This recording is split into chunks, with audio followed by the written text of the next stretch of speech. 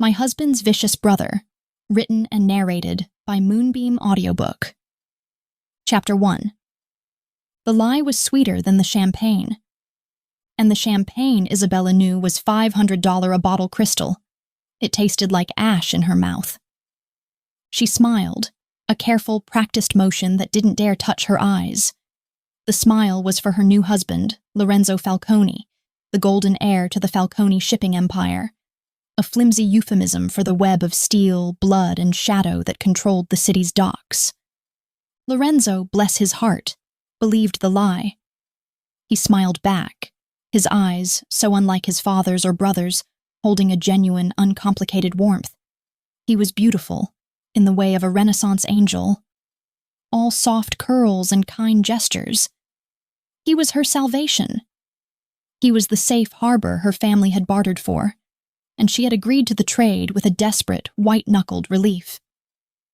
"You are the most beautiful thing I have ever seen, mia cara," Lorenzo whispered, his lips brushing the shell of her ear as he drew her onto the sprawling marble dance floor. The ballroom of the Falcone villa was a Gothic masterpiece. All vaulted ceilings, dark oil paintings of dead Falcones, and chandeliers that dripped diamonds of light. It was a palace built on sin, and tonight it was packed with the beautiful and the damned, all pretending to be civilized. Isabella's gown, a cascade of white silk and hand-sewn pearls, was worth more than her family's car. It felt like a shroud. "And you, mio marito," she murmured back, "are a very smooth talker." He laughed, a light, easy sound that was jarring in the oppressive weight of the villa. He was the dove in this nest of vipers. He twirled her, and for a half-second the lie felt real. She could be happy here, she could be safe. Then she saw him. He was not on the dance floor. He was never part of the celebration. Sergio, the scar Falcone, stood half-hidden in the shadows of a grand archway, a glass of dark liquor in his hand, his gaze a physical weight against her skin. Where Lorenzo was the sun, Sergio was the void. He was the family's enforcer, the monster they kept in the basement, the brutal counterpoint to his perfect older brother. He wasn't just in the shadows, he was the shadow. He wore a tuxedo like it was a suit of armor, the black fabric stretched taut over shoulders that were built for violence. And the scar.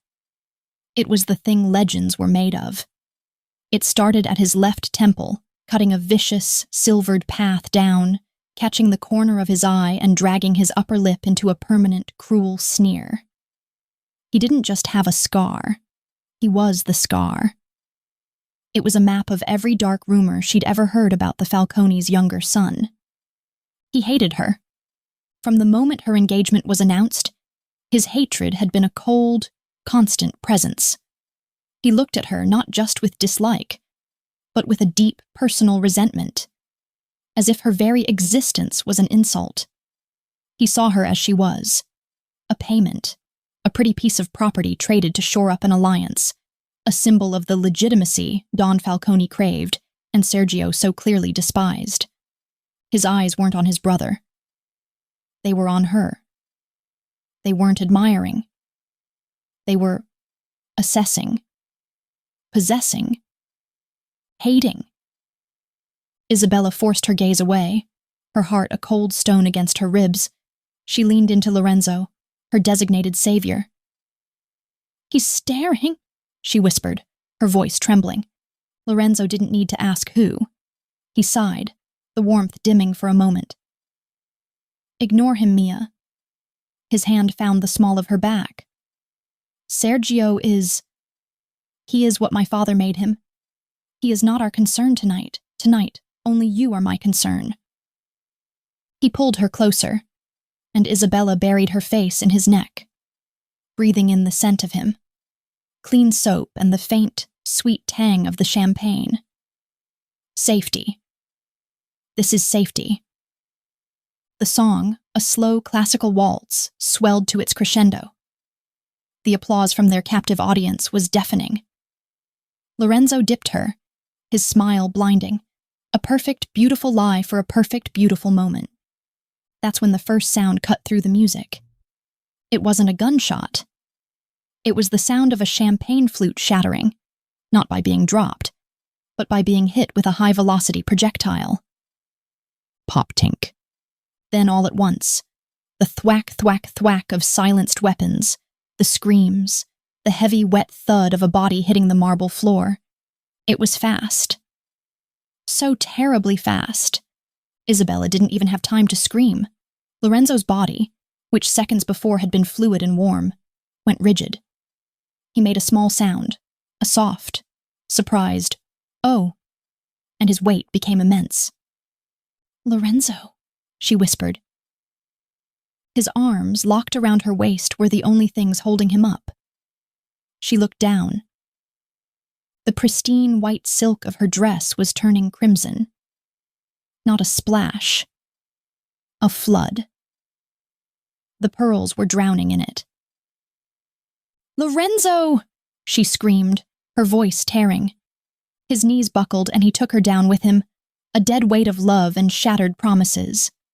His warm, kind eyes were already glazing, looking at her with a profound, terrible surprise. He tried to speak. A bubble of blood, bright and obscene, frothed at his lips. Isa... No, stay with me, Lorenzo, please," she sobbed, her hands slipping on the front of his ruined tuxedo as she tried to hold him, to keep the life inside him. The ballroom was a war zone. The gentle guests were screaming and diving for cover. The Falcone soldati, who had been disguised as waiters and valets, had emerged with weapons of their own, their faces masks of cold fury, shouting, "Code 3! Code 3! Protect the Dawn!" But no one had protected the Dawn's son. Isabella cradled her husband's head in her lap, her own screams a thin, distant sound. The music was still playing, a grotesque, automated waltz for the dead. "Get her up!"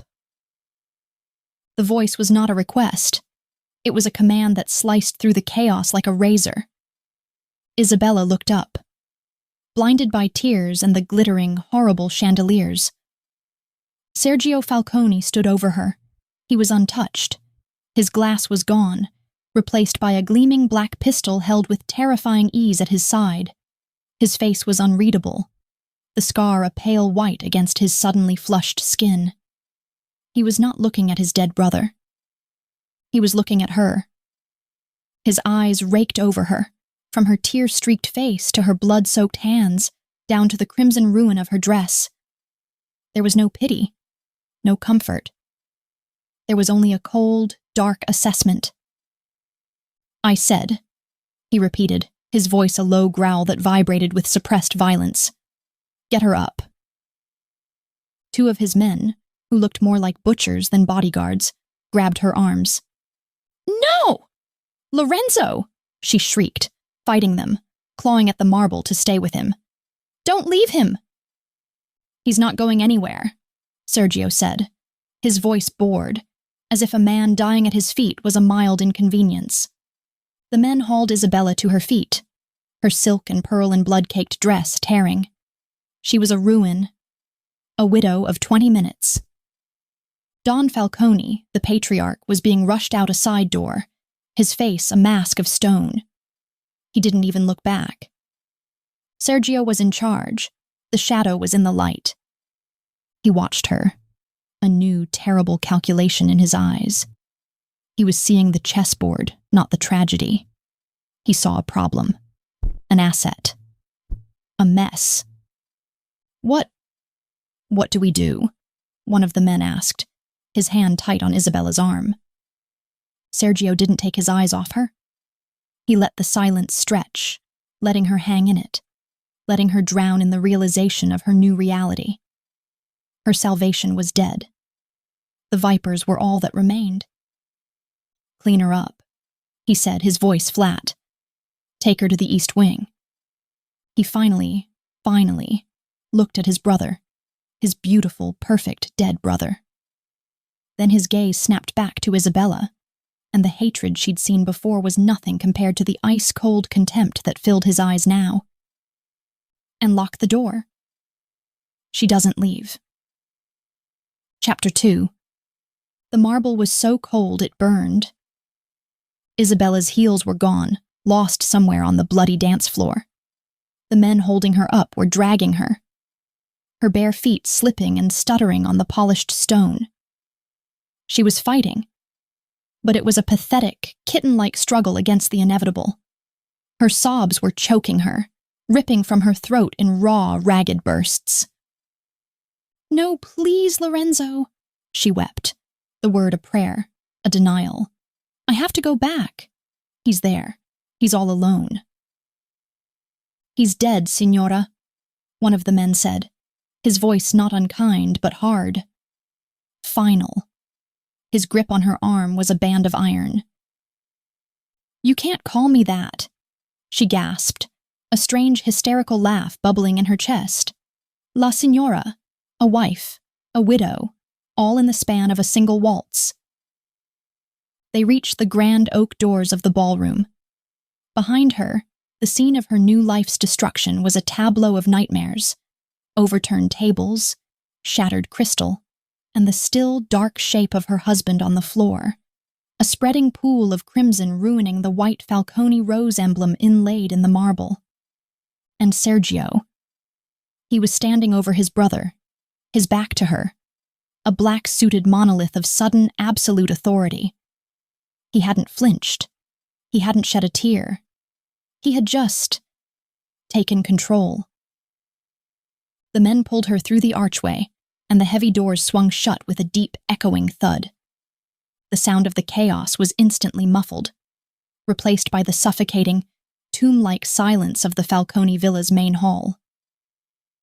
The contrast was a physical blow. Just seconds ago, she was surrounded by music, by screams, by the sounds of her world ending. Now there was only the sound of her own ruined breathing and the scuff of her feet on the floor.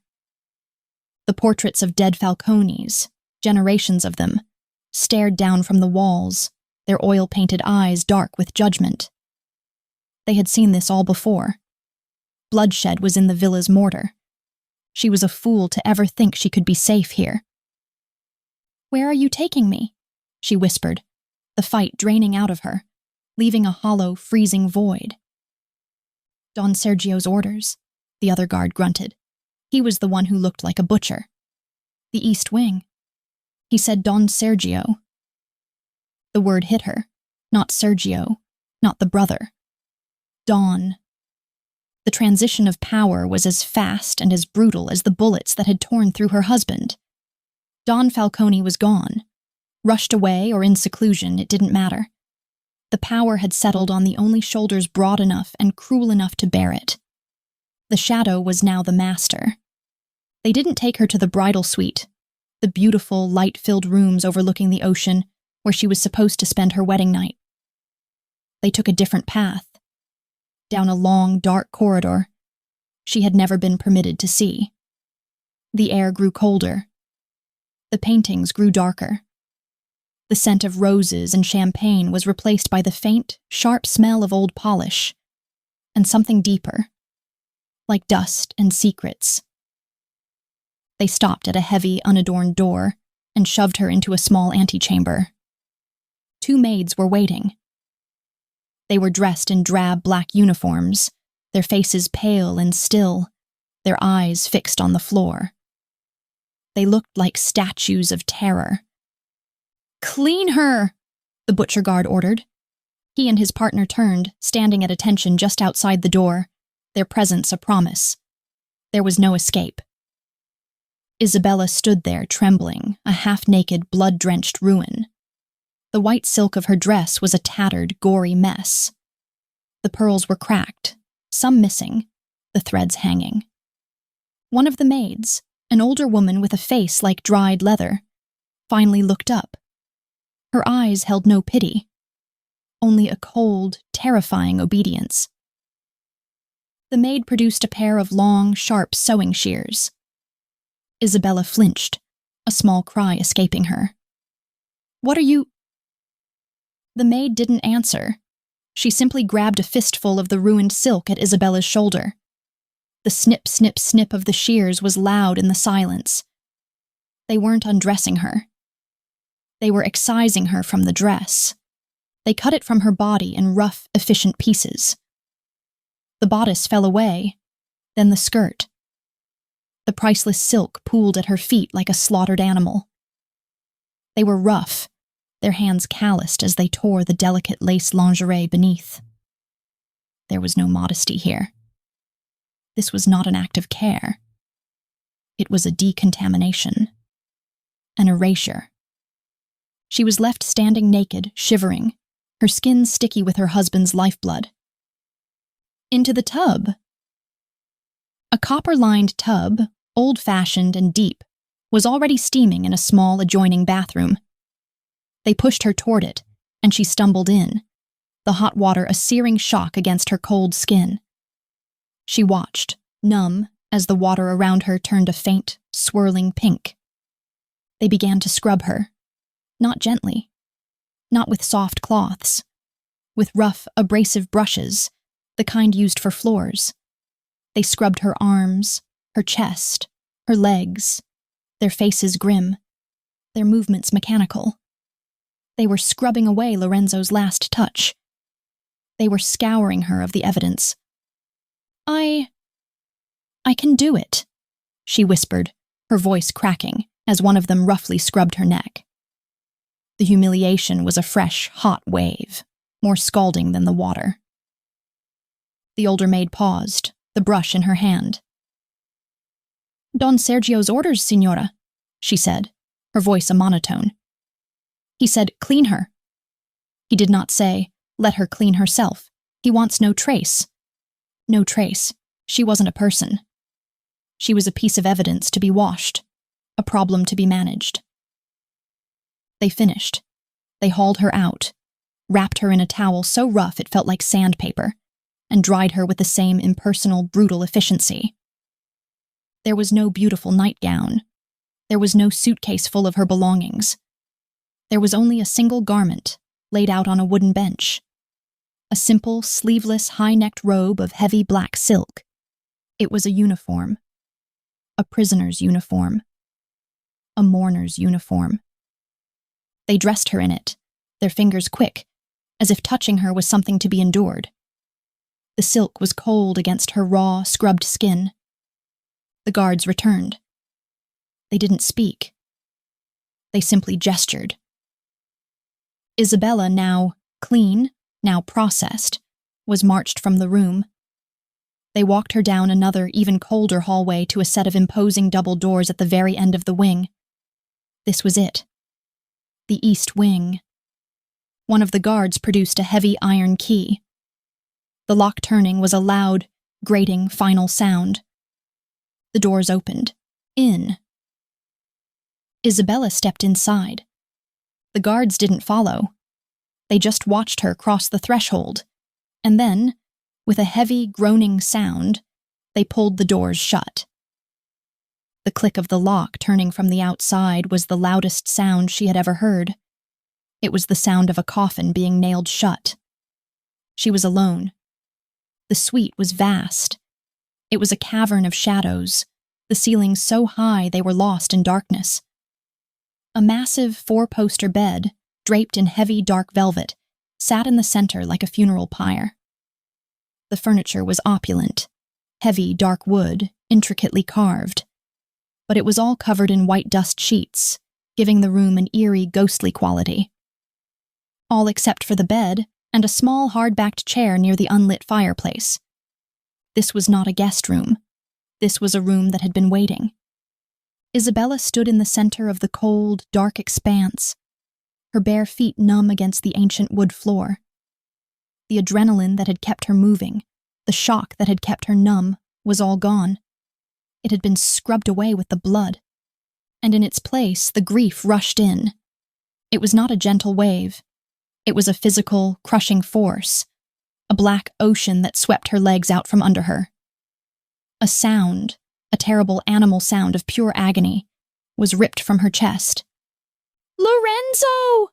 She collapsed onto the floor, her body convulsing with sobs, her hands clawing at the black silk that covered her. He was gone. He was gone. Her salvation.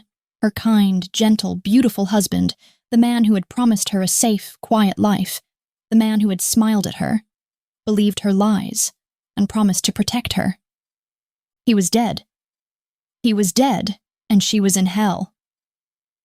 She cried until her throat was raw, until her eyes were swollen shut, until there was nothing left but the dry, racking heaves of a body that had no tears left to give. She lay on the cold floor for an unknown amount of time. An hour, maybe a lifetime. The cold seeped into her bones, and slowly a new emotion crept through the fog of her grief. It was colder than the floor, sharper than her sorrow. It was fear, a pure, undiluted terror that had a name. Sergio. He hadn't given the order to protect her. He hadn't given the order to comfort her. He had given the order to clean her, to lock her away. She was his. She dragged herself to her feet, her body aching, her new black uniform a cold, slick cage against her skin. She stumbled to the massive, locked doors, her hands pressing against the cold, unyielding wood. "Hello?" she whispered, her voice a dry croak. "Please, is anyone there?" Only the crushing, absolute silence of the East Wing answered. She was a widow. She was an orphan. She was a prisoner. Her husband was dead, her savior was gone, and the monster who hated her was now her keeper. Chapter 3. Time, in the East Wing, was a different element. It was not a river. It was a cold, stagnant pool. Isabella had no idea how long she lay on the floor, or how long she sat on the edge of the massive funereal bed, staring at the white-sheeted ghosts of furniture. The sun, when it rose, was a weak gray smear against the tall, leaded glass windows. It offered no warmth, only a dim, depressing light that revealed the room's age and neglect. The dust sheets, the locked door, the silence. It was a tomb. A room for something, or someone, the family wanted to forget. She was so dehydrated her throat felt like it was coated in sand. Her grief was a heavy physical ache, a stone in her stomach.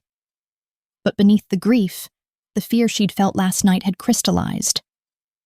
It was no longer a panicked animal terror. It was a cold, sharp, intelligent dread. She was trapped. Her family had sold her, and the man who bought her was dead. The salvation she'd been promised was a lie, a brief, beautiful illusion that had cost Lorenzo his life, and it had delivered her to him. The sound when it came was so loud it made her jolt, her heart smashing against her ribs. It was the grating shriek of the key in the heavy lock. A thunk, thunk, thunk as the bolts were drawn back, and then the deep, groaning complaint of the massive doors opening. Isabella scrambled to her feet, backing away until the back of her legs hit the cold frame of the bed. She stood there, trembling, a prisoner awaiting her jailer. Sergio Falcone filled the doorway. He was not the man from the wedding. The man from the wedding had been a shadow in a tuxedo, his violence coiled and waiting. This man was the new reality. He was immaculate. While she was in a simple black robe, her hair a tangled, matted mess from tears and restless sleep, her feet bare and her eyes swollen, he was perfect. He wore a custom, three-piece suit of charcoal gray, so dark it was almost black. It was tailored to perfection, emphasizing the brutal width of his shoulders and the lean, hard-muscled strength of him. There wasn't a speck of dust on his polished Italian shoes, a new, crisp white shirt, a black-on-black patterned tie, knotted with brutal precision. He was clean, shaven. His dark hair was slicked back, making his face seem even more severe, more angular, making the scar that bisected it seem less like a flaw and more like a deliberate, artistic statement of violence. He looked, she thought, with a new wave of terror, like a king, like a man who had not just lost a brother, but who had been waiting for the throne. He didn't speak. He just stood in the doorway, his eyes, cold, dark, and assessing, raking over her. His gaze was a physical thing. It wasn't the way Lorenzo had looked at her, with warmth and admiration. It wasn't even the way other men looked at her, with simple, harmless desire. Sergio's gaze was an inventory. He looked at her bare feet on the cold floor. He looked at the simple, high-necked black robe, a garment he had undoubtedly ordered for her. He looked at her tangled hair, her tear-ravaged face. His gaze lingered for a half-second too long on her mouth, swollen from sobbing, and the sneer that was his scar's permanent gift seemed to deepen. He wasn't seeing a grieving widow. He was seeing an asset, a possession, a mess. "So," he said, his voice a low, gravelly rumble that seemed to shake the dust from the air. "This is the 1,000-watt smile that bought you a Falcone." Isabella flinched as if he'd struck her. She had no answer. Her voice was gone. He stepped inside.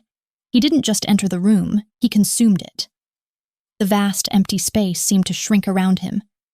He walked past her, his scent rolling off him, not champagne and soap like Lorenzo, but something dark and sharp, like expensive whiskey, cedar, and iron. He walked to the center of the room, ignoring her completely, and looked around. "The East Wing," he mused, his voice quiet. He ran a single gloved finger along the back of a dust-sheeted chair. He was wearing black leather gloves. "My father used to lock me in here when I was a boy. He said it was for contemplation." He looked at his clean fingertip, now smudged with dust. He was a sentimental man. Isabella could only stare. This room was his punishment?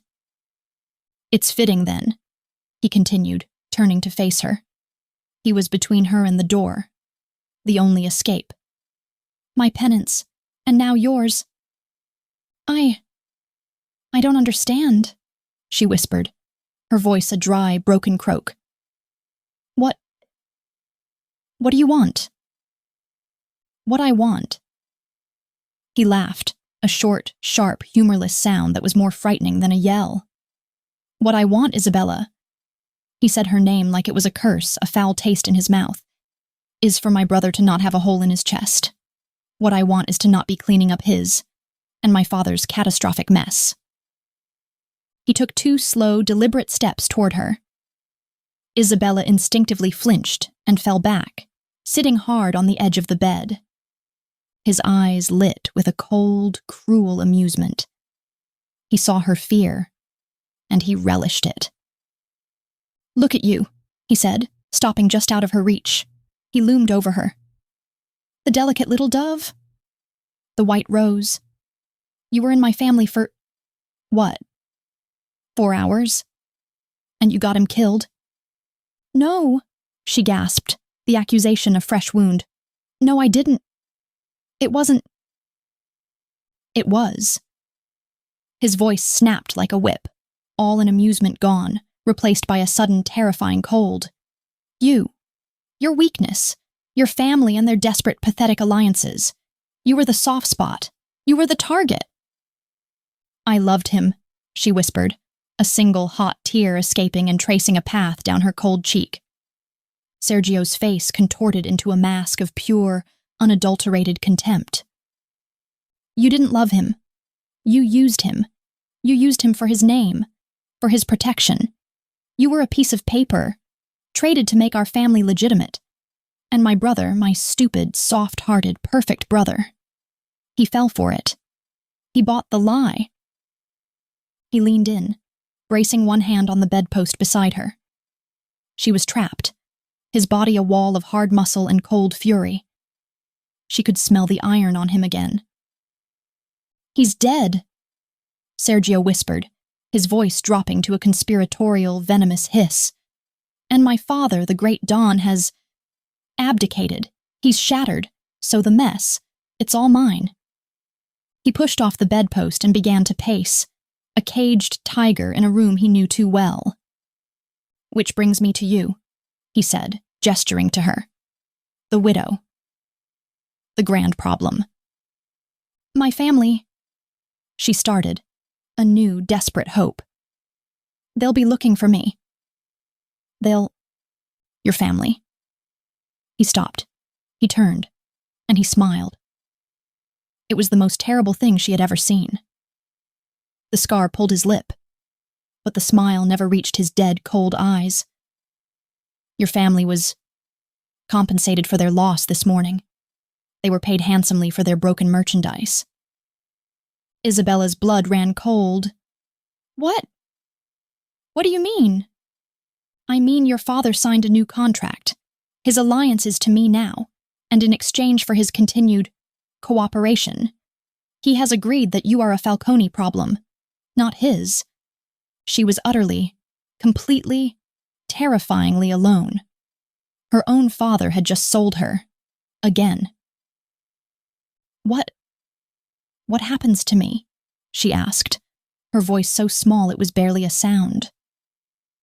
Sergio walked back to her, and this time he didn't stop. He stood directly in front of her, so close she could feel the body heat rolling off him, so close his knees were almost touching hers. He reached out. Isabella flinched, screwing her eyes shut. She felt the cool leather of his glove. It didn't strike her. It touched her. His index finger, gently, almost curiously, traced the tear track on her cheek. Her eyes snapped open. He was staring at her, his gaze intense, no longer cold, but burning with a dark, unreadable fire. It was the assessing gaze from the wedding, but 1,000 times more potent. The air between them was no longer just fear. It was something else. Something thick and hot and dangerous. It crackled. That, he whispered, is the question. He pulled his hand back, as if disgusted with himself, and wiped his glove on his trousers. In the old days, he said, his voice flat again, the strange moment broken. The vecchia legge, the ancient law. A widow, childless, became the responsibility of the next in line. She was absorbed. Property? To be cared for. He let the word cared for hang in the air, heavy with unspoken, brutal meaning. He was the next in line. You belong to me now, signora, he stated, the signora a deliberate, cruel mockery of her former title. You are my inheritance, my cross to bear. I am not a thing, she said, a spark of defiance, small and weak, rising through the terror. His dark eyes flashed. You are exactly what I say you are. You live in my house. You wear my clothes. He gestured to the black robe. You will eat my food, and you will stay in this room until I have found, and personally ended, every single person responsible for my brother's death. And when I am done, then I will decide what to do with you.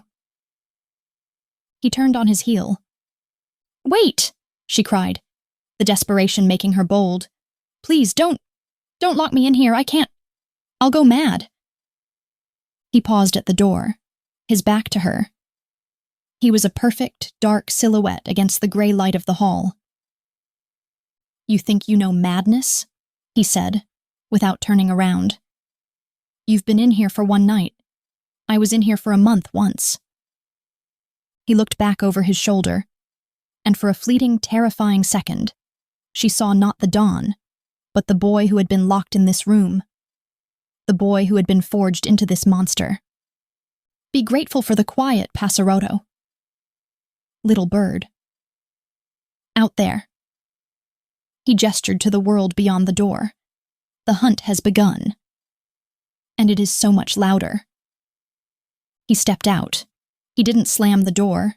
He just pulled it shut. His movements economical, controlled. And then, as she'd known it would, as she'd been dreading, came the sound.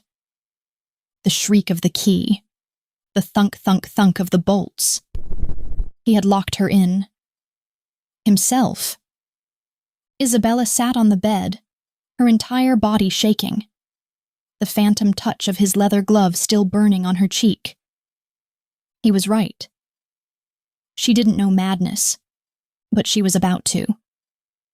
Chapter 4. Days bled into one another, marked only by the shifting of the weak, gray light through the tall, leaded glass windows. Isabella's world had shrunk to the four walls of the East Wing suite.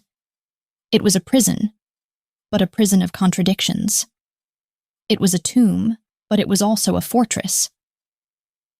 Her meals arrived on a silver tray, carried by the same two maids who had scrubbed her clean. They came 3 times a day, their faces as pale, silent, and obedient as ever. The food was simple, nourishing and tasteless: broth, bread, fruit. It was not the food of a guest, but the sustenance of a high-value prisoner. They never spoke. They would enter, set the tray on the single, hard-backed chair, and retrieve the tray from the previous meal. They kept their eyes down. They answered no questions. "Please," Isabella had whispered on the second day, her voice hoarse from disuse. "What? What day is it?" The younger maid flinched, her eyes wide with terror, as if Isabella had just asked her to commit treason. The older one, the one with the face of dried leather, simply shook her head once, a sharp, definitive gesture. Do not ask, do not speak. They were his. Their loyalty was to him, and their fear of him was greater than any pity they might have felt for her. He was not there, but his presence was absolute. It was in the silence of the maids, in the heavy thud of the guards' boots in the hallway, in the way the entire villa seemed to be holding its breath. She was alone, but she was never alone. The guards were always outside. She was the best protected woman in the country, and she had never been in more danger. She passed the time by exploring her cage. She took the dust sheets off the furniture one by one. The air filled with the scent of old velvet, lemon oil, and thyme. Beneath the sheets were priceless antiques, a dark, heavy desk, a chaise lounge upholstered in faded emerald green. In the desk she found nothing. No paper, no pens, no weapons. Every drawer was empty, wiped clean. This room had been prepared for her, purged of anything that could be a comfort or a means of escape. She learned to read the house. She learned that the guards changed at 6, morning and night. She learned that their footsteps were heavier, more agitated in the evening. And she learned through the thick walls to listen for the war. She didn't hear the war itself. She heard its echoes. Sometimes, in the dead of night, she would be woken by the sound of the main villa doors opening and closing, a distant, heavy slam that vibrated through the ancient stones of the house. She would hear the rumble of heavy cars coming and going at impossible hours. Once, she heard a man shout in the main hall. It was not Sergio. It was an older voice, thick with rage and grief. "You are tearing this family apart, Sergio. This is not justice, it is a massacre." There was no reply. Only a bone-chilling silence, and then the slam of a door so final it shook her own. She was living in the quiet eye of a hurricane he was creating. 5 miles away, in the cold, damp dark of the city's docklands, Sergio Falcone did not feel the cold. He felt nothing but a cold, clean, razor-sharp line of purpose. His grief was not the sobbing, helpless thing that had consumed his father. It was not the quiet, candle-lit mourning of a señora. His grief was an engine. It was a white-hot furnace, and it demanded fuel. "He's the last one, Don Sergio." His man, Rico, was bleeding from a cut over his eye, but he stood at perfect, terrified attention. The man on the chair was not so lucky. He was the opposite of Sergio's immaculate tailoring. He was a ruin of blood and broken bones, barely conscious. "The last one?" Sergio's voice was dangerously quiet. He stepped into the single, swinging light bulb's glare, and the man in the chair whimpered, a wet, pathetic sound. The last of the shooters, Rico clarified, his voice tight. We don't know who paid him yet. Then he is not the last one, Sergio said, his voice a silken, deadly correction. He took a handkerchief from his suit pocket, not for the blood, but to wipe the damp air from the handle of the tool in his hand. He crouched in front of the man. The man's eyes were swollen shut, but he flinched away from Sergio's scent.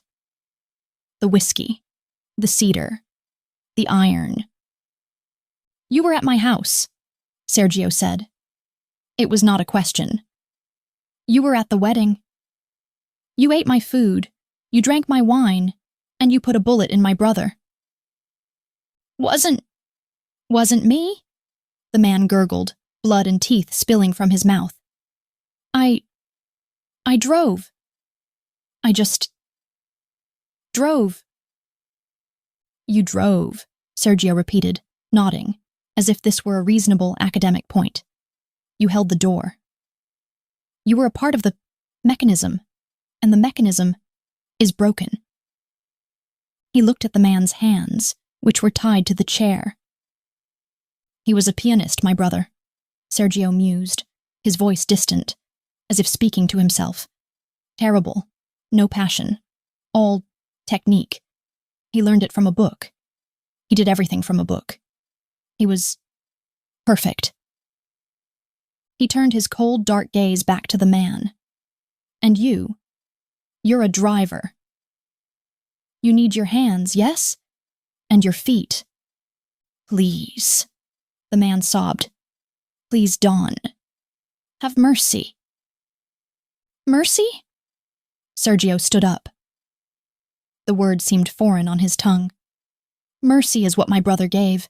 Mercy is what he showed to his enemies. Mercy is what my father preached. Mercy, he looked around the damp, dripping warehouse, is what got my brother a white rose painted red on his own dance floor. He turned to Rico. He has 10 minutes to tell you who paid him. Use his feet first. I need his hands to hold the pen so he can write the name down. And after dawn? Sergio walked to the door, pulling his black leather gloves back on, his movements precise. He was already done. The man was already dead. After, Sergio said, not looking back, you send what's left to his boss. With a note. I'm coming. And Rico, clean yourself up. You're getting blood on the car. The next morning, Isabella's tray was different. The food was the same, but next to the plate of dry toast, there was a newspaper. The Corriere della Sera. Folded. Her hands trembled as she picked it up. It was the first news from the outside world in... She had lost count. A week?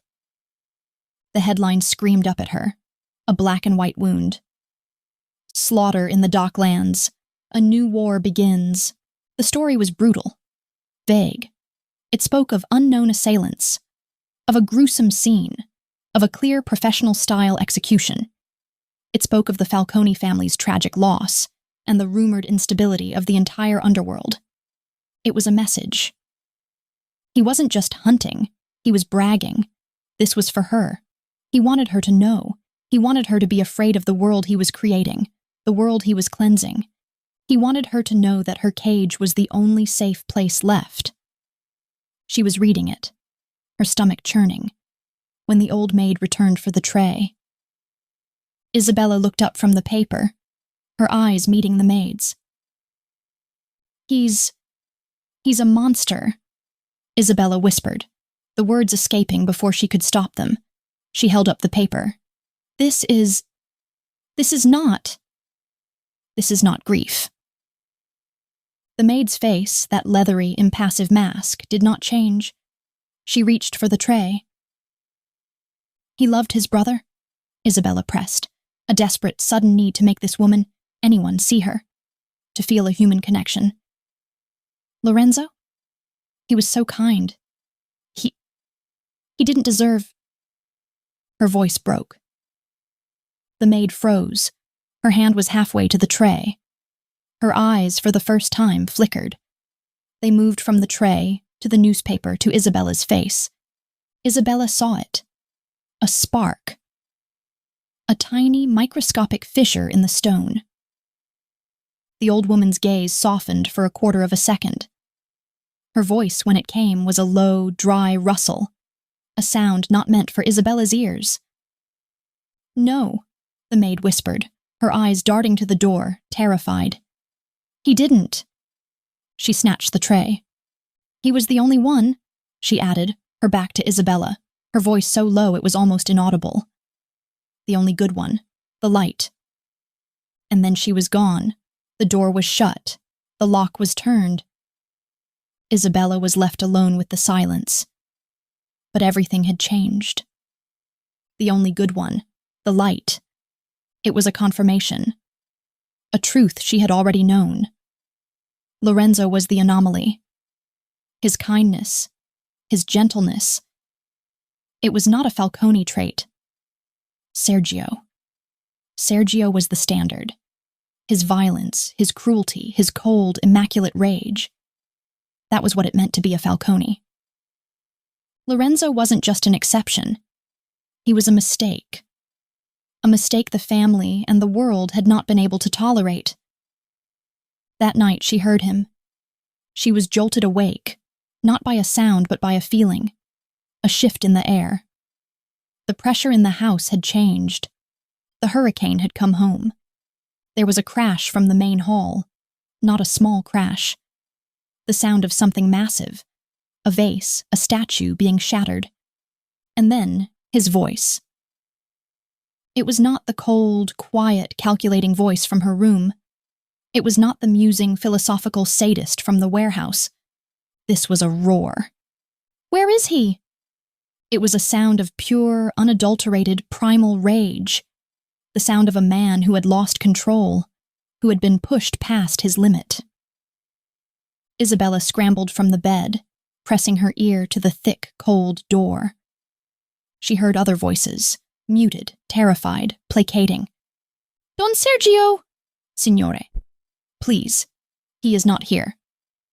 "Liar!" Another crash. This one was closer. Glass. He was drunk, or wounded, or both. He was not the immaculate, untouchable king. He was a wounded animal. Isabel's heart was pounding, a frantic, terrified bird in her chest. She was locked in. She was safe. But for the first time, she wasn't afraid of him. She was afraid for him. This was the crack. The one she had been looking for. This was the man beneath the monster. This was the grief he couldn't hide, the rage he couldn't control. He was not just a cold-blooded killer. He was a man in agony. And a man in agony was a man who could be reached. Or a man who could destroy everything around him, including the girl locked in his house. Chapter 5.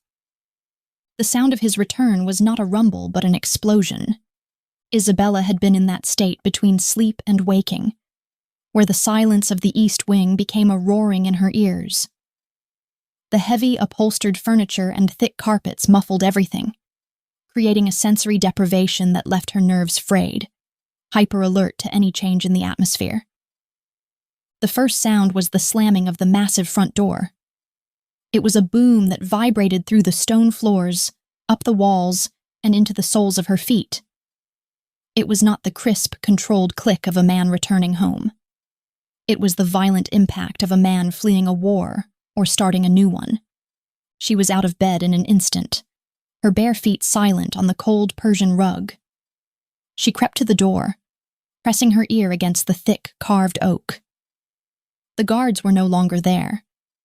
She realized with a jolt that they had moved, their heavy footsteps receding down the hall moments before the door slammed. He was alone in the main hall. "Empty," his voice echoed, and it was a sound she had never heard before. It was not the cold, cutting baritone from her room. It was not the silken, terrifying whisper from the warehouse. This was a raw, ravaged growl. It was thick, slurring, and ripped apart by a grief so profound it was almost madness. All of it, empty. A crash. The unmistakable sound of glass shattering, not a single glass, but many. A tray of crystal decanters, perhaps, swiped from a sideboard. Isabella's hand flew to her mouth, stifling her own gasp. Her heart was a frantic drum against her ribs. He was drunk. Not just sipping whiskey, but blind, stumbling drunk. 20 years! He roared to the ghosts in the hall. 20 years, you old bastard! You gave him everything! A heavy, sickening thud. She pictured him slamming his fist against a wall. The name, the title, the light. You gave him the light.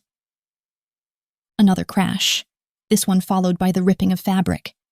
Isabella flinched, picturing one of the ancestral portraits being torn from the wall. And me? He laughed, but the sound was a sob torn from his throat. You gave me the shadows. You gave me the scars. Silence. A heavy, ragged breathing that seemed to fill the entire villa. You gave me the knife and told me to protect the light. His voice broke on the last word. And I did. I did. I kept the shadows off him. I kept the filth. He was moving. She heard his footsteps, staggering, uneven, coming closer. Not toward her wing, but toward the grand staircase. And where were you? He whispered, a new venomous tone entering his voice. Where was Don Falcone?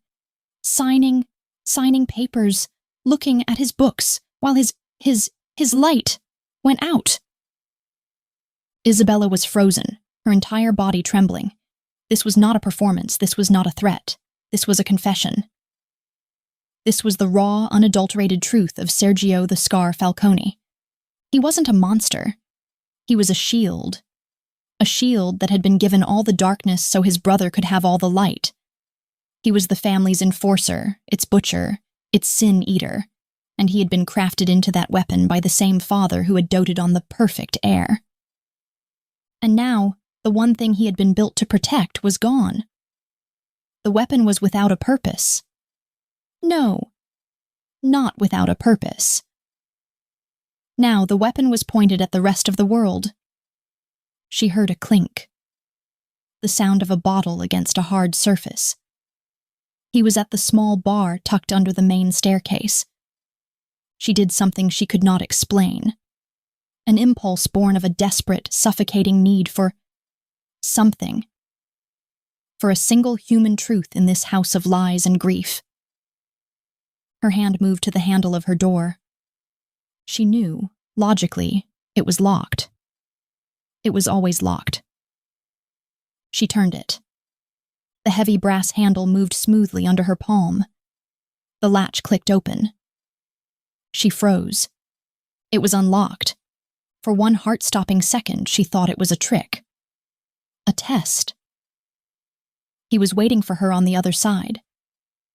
But the drunken, broken monologue continued. He was unaware. He was lost in his own private hell. Why was it unlocked? The guards. When they heard him coming, they hadn't just moved away. They had fled. In their panic to not be in the path of the Dawn's rage, one of them had forgotten. Or perhaps one of them had unlocked it for her, a silent act of pity. Go to him. He is your problem now. She didn't open the door. She couldn't. But she stood there, her hand on the cold brass, a single 3-inch thick piece of oak separating her from the most dangerous man in Italy. He loved her, you know. Sergio's voice was suddenly quiet, closer than she expected. He must be leaning against the wall, just on the other side of the corridor. My perfect brother. He wrote poems to her. Isabella's breath hitched. Terrible poems, Sergio scoffed, and she heard the glug-glug-glug of him drinking straight from the bottle. No passion. All Words he found in a book. He slid down the wall. She heard the scuff of his expensive suit against the plaster. He was sitting on the floor. Right outside her wing, a drunken, broken king guarding the cage of the woman who symbolized everything he had lost and everything he had never been allowed to have. She was his last perfect thing, he slurred. And I quote. He didn't finish. A new sound started. At first she thought he was choking. It was a harsh, rasping, repetitive sound. It took her a full minute to identify it. He was sobbing. It was not a human sound. It was the sound of an animal caught in a steel trap. A desperate, hopeless, agonizing sound that was being torn from his body against his will. It was the sound of a man who had not cried in 20 years. The sound of a dam of grief, rage, and resentment finally breaking. Isabella sank to her knees on her side of the door. She pressed her forehead against the wood, her own tears streaming silently down her face. She was crying for Lorenzo, the kind, gentle man she had barely known. She was crying for herself, for the life that had been stolen from her. And to her absolute stomach-twisting horror, she was crying for the monster in the hallway. She was crying for the little boy who had been given a knife instead of a piano. The boy who had been told to live in the shadows to protect the light. She stayed there, kneeling at the door, for what felt like hours. She listened as the agonizing sobs subsided into ragged, drunken breathing, and finally, into the heavy, unconscious silence of sleep. He was asleep. On the floor. Outside her door. The lock clicked.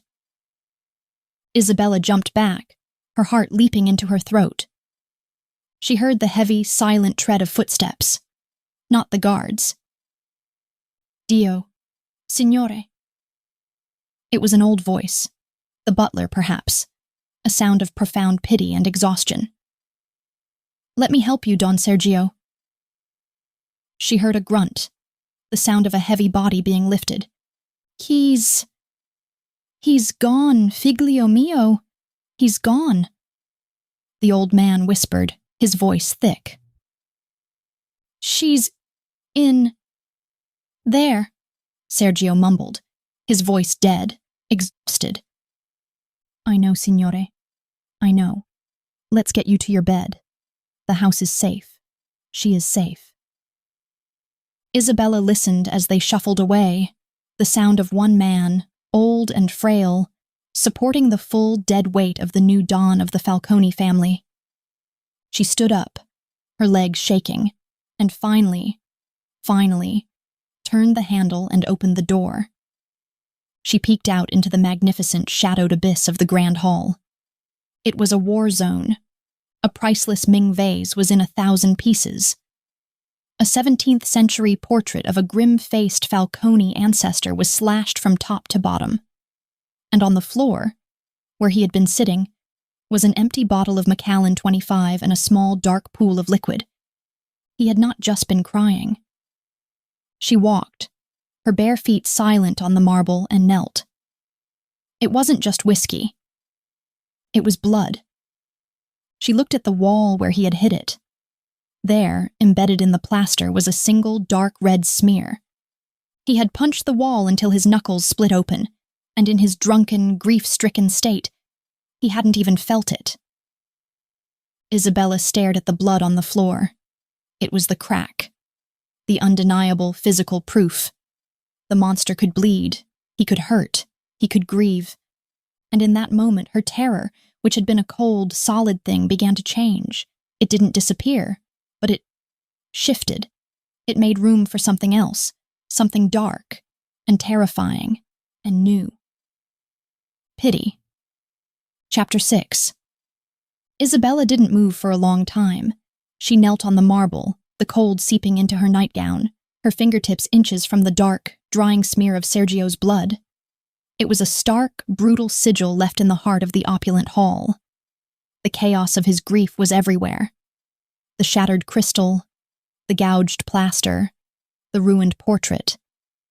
This was the real man. Not the cold, calculating Don who had locked her away.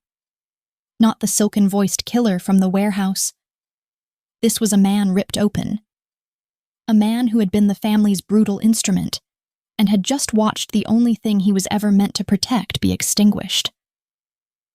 A soft sound made her jump, the shuffling of slippers. "Child, you cannot be here." Isabella's head snapped up. It was Rosa, the elderly housekeeper who had been at the villa since before Lorenzo was born.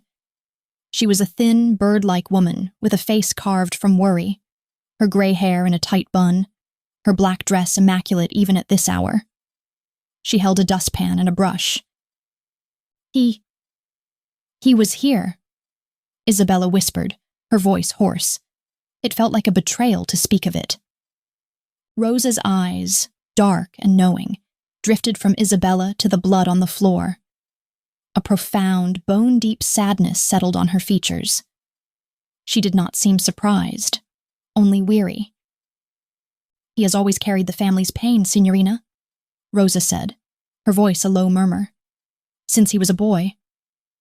When his mother passed, his father, Don Antonio, he grieved, yes. But Sergio broke every window in the greenhouse. He was 10. She knelt, her old joints cracking, and began to sweep the largest shards of crystal into the pan. "He was not like Lorenzo," Isabella stated, the words tasting strange on her tongue. Rosa paused. "No. Don Lorenzo was born for the light. He was the day. He was kind." She looked at Isabella, her eyes sharp. "But Don Sergio, he was born for the night. He was given the darkness so that his brother could be safe in the day. And now the day is gone," Isabella finished for her. "Yes." Rosa stood, the pan heavy with shattered glass. "And there is only the night left. Go back to your room, Signorina. It is not safe for you to see this. It is not right for you to see this." The implication hung in the air. "It is not right for you to see his weakness." "He unlocked my door," Isabella said, the realization still sending a shock through her. "Or one of his men did." Rosa's face tightened. "That was a mistake. One that will not be made again. They were afraid. He has not been himself." "Who was he talking to?" Isabella pressed, needing to know. "He was yelling about his father." Rosa's lips thinned into a white line. "He was talking to ghosts, child. This house is full of them. Now, please, before he wakes, for your own safety." Isabella looked one last time at the blood smear on the wall. She backed away slowly, her bare feet padding silently over the cold marble, and slipped back into the dark sanctuary of her room. She did not just lock the door. She pushed one of the heavy, velvet-upholstered chairs against it, a barricade that she knew, even as she did it, was laughably useless. She did not sleep. She sat in the window seat, watching the black sky bleed into a bruised, sickly gray. She had seen the crack in the wall. She had heard the agony of the monster. And it changed everything. He was no longer just a monster. He was a man. A broken, dangerous, and devastatingly powerful man who was trapped in his own cage of duty and grief. Her terror, once a simple, cold stone in her stomach, was now a complex, living thing. It was threaded with a terrible, unwelcome, and profoundly dangerous pity. It was almost noon when she heard the sounds of the house. Not the quiet, terrified scurrying of the staff, but a new energy, a sharp, cold, decisive command. Her breakfast arrived, delivered by a different maid, a young girl with wide, frightened eyes who wouldn't meet Isabella's gaze. The girl set the tray down and practically ran from the room, locking the door firmly behind her. The chair was back in its place. The barricade was gone. Order was restored. A few hours later, the sound of footsteps approached. Not the heavy tread of guards, not the drunken stumble of the night before. It was a crisp, measured, relentless pace, the sound of a man in complete control. The key turned in her lock. Isabella stood from the window seat, her hands clasped so tightly her knuckles were white. Sergio Falcone entered her room. He was immaculate. He was not the drunken, sobbing wreck from the hallway. He was not the blood-soaked killer from the warehouse. He was Don Sergio Falcone, the new head of the Cosa Nostra's most powerful family. His black, custom-tailored suit was perfectly pressed, his white shirt blindingly crisp, a simple black tie knotted at his throat. His dark hair was combed back, still damp from a shower. His face was clean-shaven, revealing the hard, unforgiving lines of his jaw. And the scar. Today, the scar looked less like a wound and more like a demarcation. A line drawn by a knife, separating the civilized man from the animal underneath. He looked as if he had slept for 10 hours in a silk bed. If it weren't for two things, Isabella might have believed she had hallucinated the entire night. The first was the air of absolute zero that radiated from him. He had been cold before. This was the Arctic. It was a void of all warmth, all emotion. The second was his right hand. His knuckles were split, bruised a sickening purple and black, and meticulously, almost antiseptically bandaged. He saw her staring at his hand. His eyes, dark and devoid of any light, flicked from her gaze to his own knuckles. He flexed his fingers, the movement precise, controlled. He didn't wince. "Good morning, Cognata," he said. His voice was flawless, a smooth, cold baritone. The gravel, the slur, the broken agony of the night before was gone, buried under 1,000 tons of ice. Or perhaps, "Good afternoon." Isabella's heart hammered. This was worse. The drunken, broken man had been terrifying. This controlled man was lethal. "You were busy," she said, the words slipping out before she could stop them. His head tilted, a slow, predatory movement. "I was. I had the unfortunate task of identifying the remains of the men responsible for my brother's death." Isabella felt the blood drain from her face. "You found them." "I found them." He said it with the same emotional inflection he might use to say, "I found my car keys." "And they are?" "They are not," he stated simply. "And the man who paid them." His name was Anatoly Petrov. He was the head of a small, ambitious brat vassal. He, too, is not. He had spent the entire night, after breaking down in the hall, hunting and ending an entire rival organization. The blood on his knuckles was not just from the wall. "You did that last night," she whispered, horrified. "He made a miscalculation," Sergio said, walking further into the room. He didn't look at her, but at the heavy drapes. He saw the wedding as a moment of weakness. He assumed, incorrectly, that with my father gone and my brother soft, that the Falcone family was vulnerable. He reached the window and stood next to her, close enough that she could smell the sharp, expensive scent of his soap, overlaid with the faint, metallic tang of something else. Gun oil.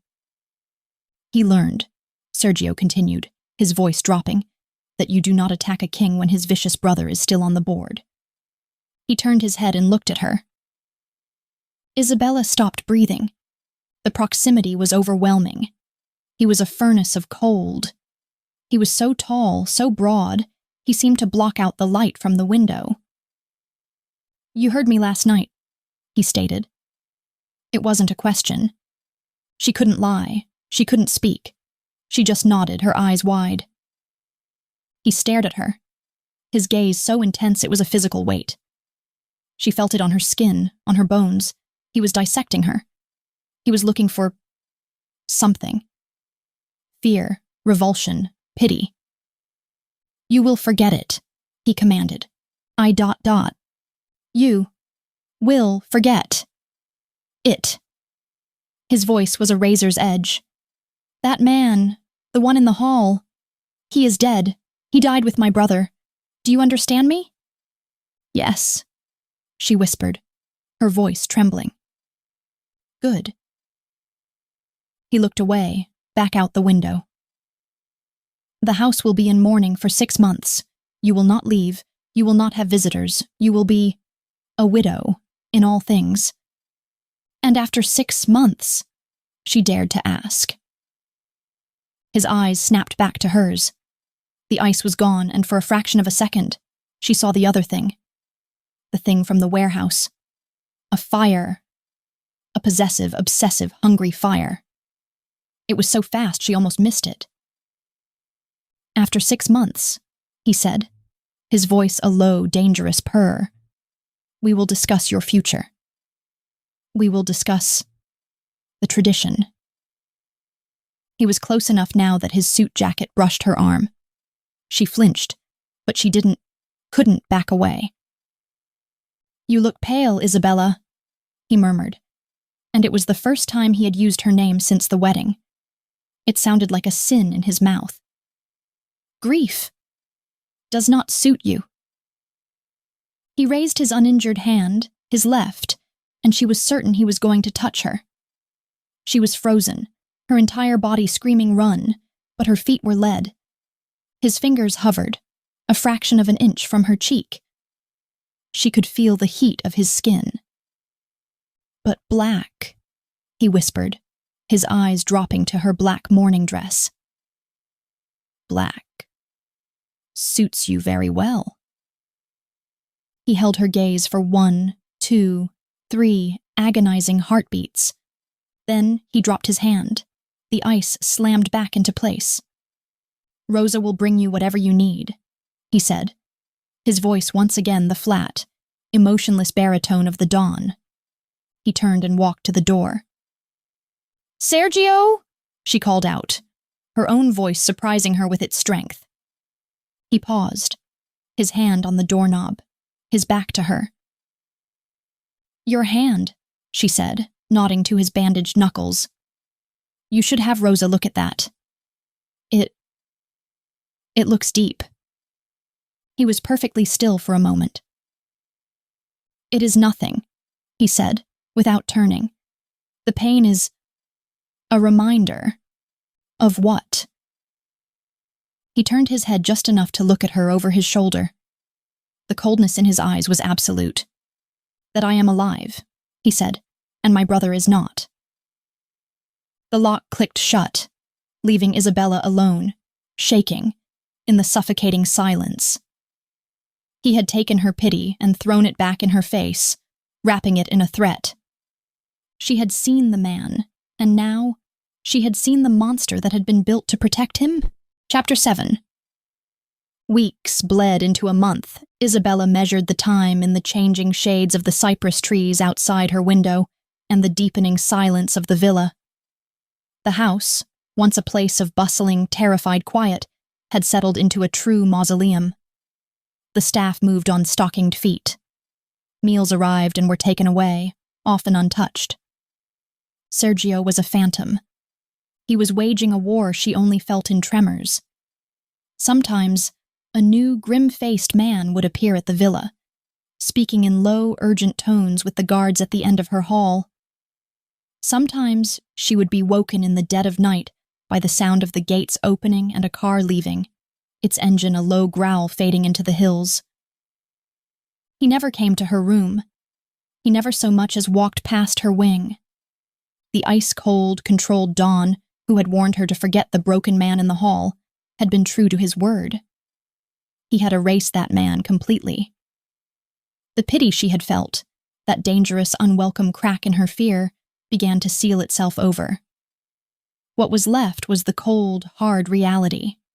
She was a prisoner, and her jailer was a man who had declared his own brother's death a miscalculation. She had seen the monster. She had seen the man, and now the monster had won. She was reading a book of poetry, one of Lorenzo's left in her room, the irony a constant bitter taste in her mouth, when the night exploded.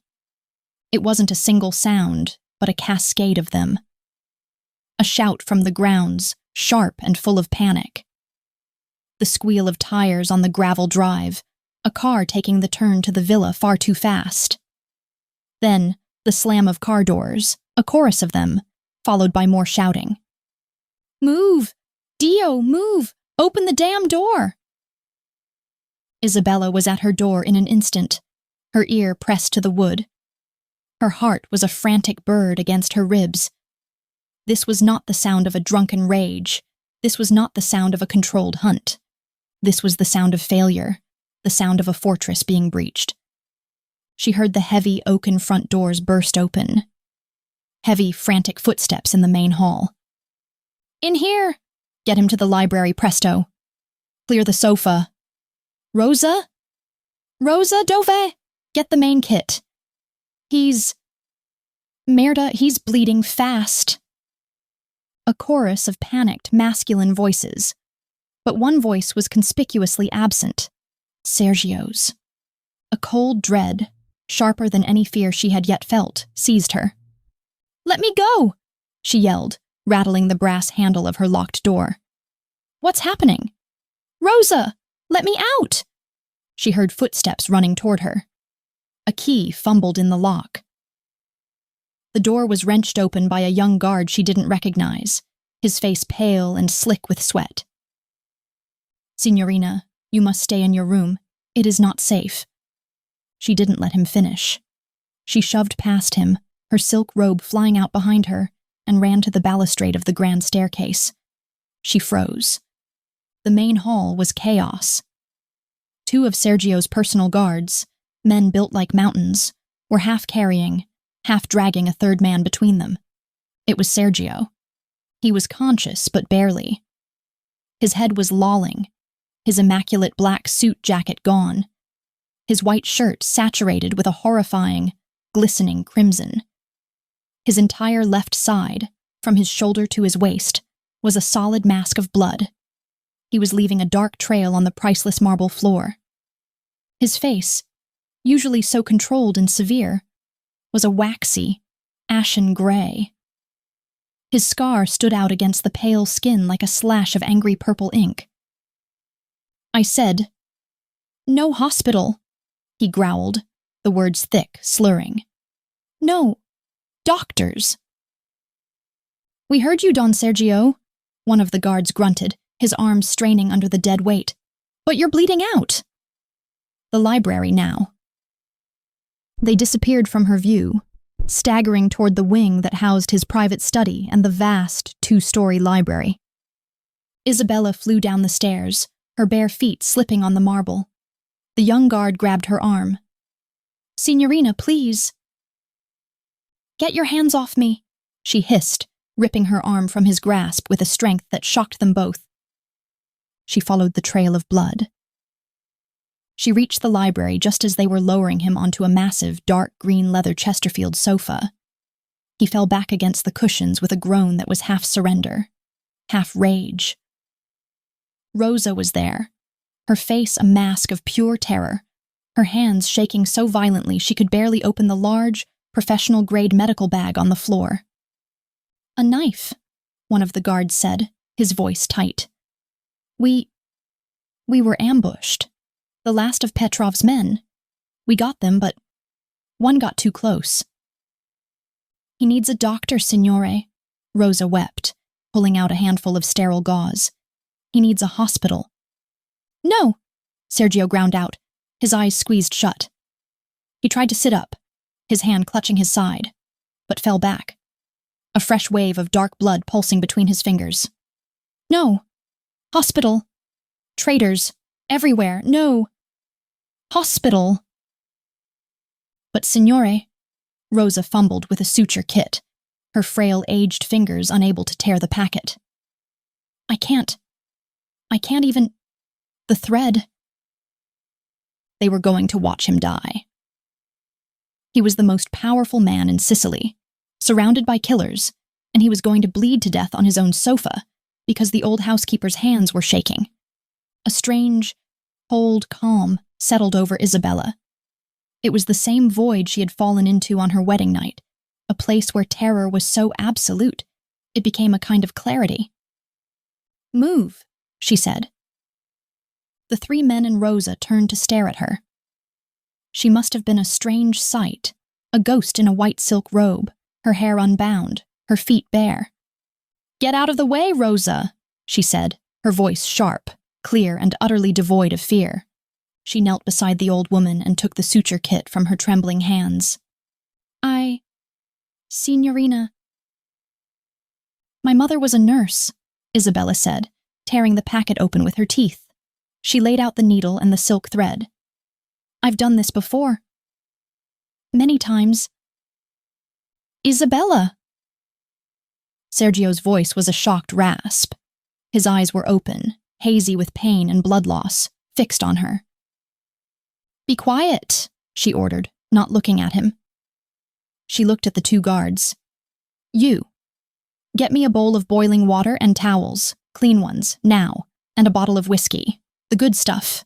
You." She pointed to the other. "Stand by the door and let no one in. No one." They were so stunned by her tone, they moved without question.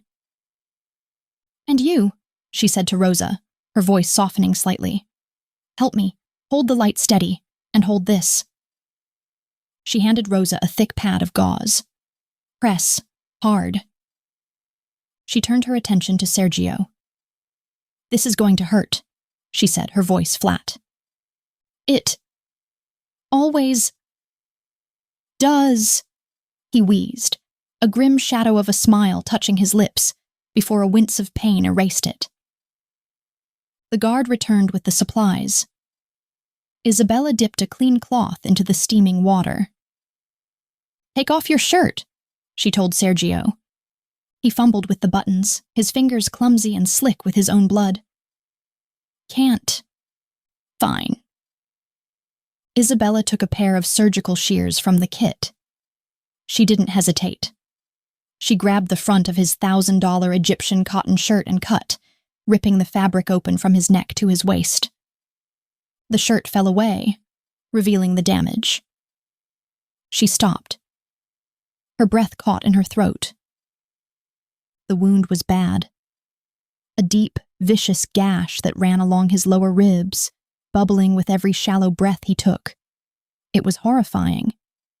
But it was not the only thing. His entire torso was a roadmap of violence. She had seen the scar on his face. She had not been prepared for the tapestry of healed injuries that covered his skin. A puckered, star-shaped scar on his right shoulder. An old bullet wound. A thin, white line that ran from his collarbone to his sternum. A dozen smaller, silvery marks from knives. This was the vicious brother. The family's shield. The man born for the night. This was the price of keeping Lorenzo in the light. He was watching her. Even through the fog of pain, his gaze was sharp, intense, tracking her every expression. He was watching her see him. The real him.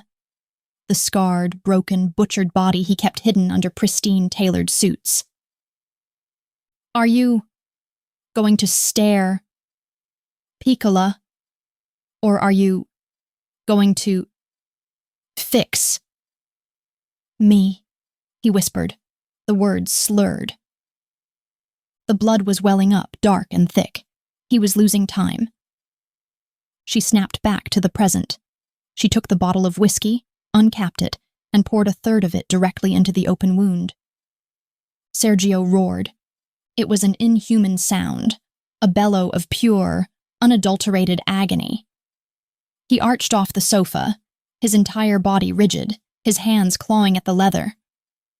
"Hold him!" she screamed at the guard by the door. The man ran over and threw his weight onto Sergio's shoulders, pinning him to the cushions. "You, Strega!" Sergio gasped, his eyes wild, his body trembling with shock and pain. I will. You will be quiet," Isabella said, her voice shaking but her hands surprisingly steady. She grabbed the needle. "Or I will sew your mouth shut first." She took a deep breath, met his hate-filled, pain-mad eyes, and pushed the needle through his skin. Chapter 8. The needle point sank into his flesh. Sergio's body went rigid, a choked, guttural sound ripping from his throat. The guard, Giacomo, pinned his shoulders, but it was like trying to hold down a panther. Sergio's muscles, slick with sweat and blood, were coiled iron. "Hold! Still," Isabella commanded, her voice a low, vibrating wire. Her hands were not shaking. She was astonished to find they were rock-steady.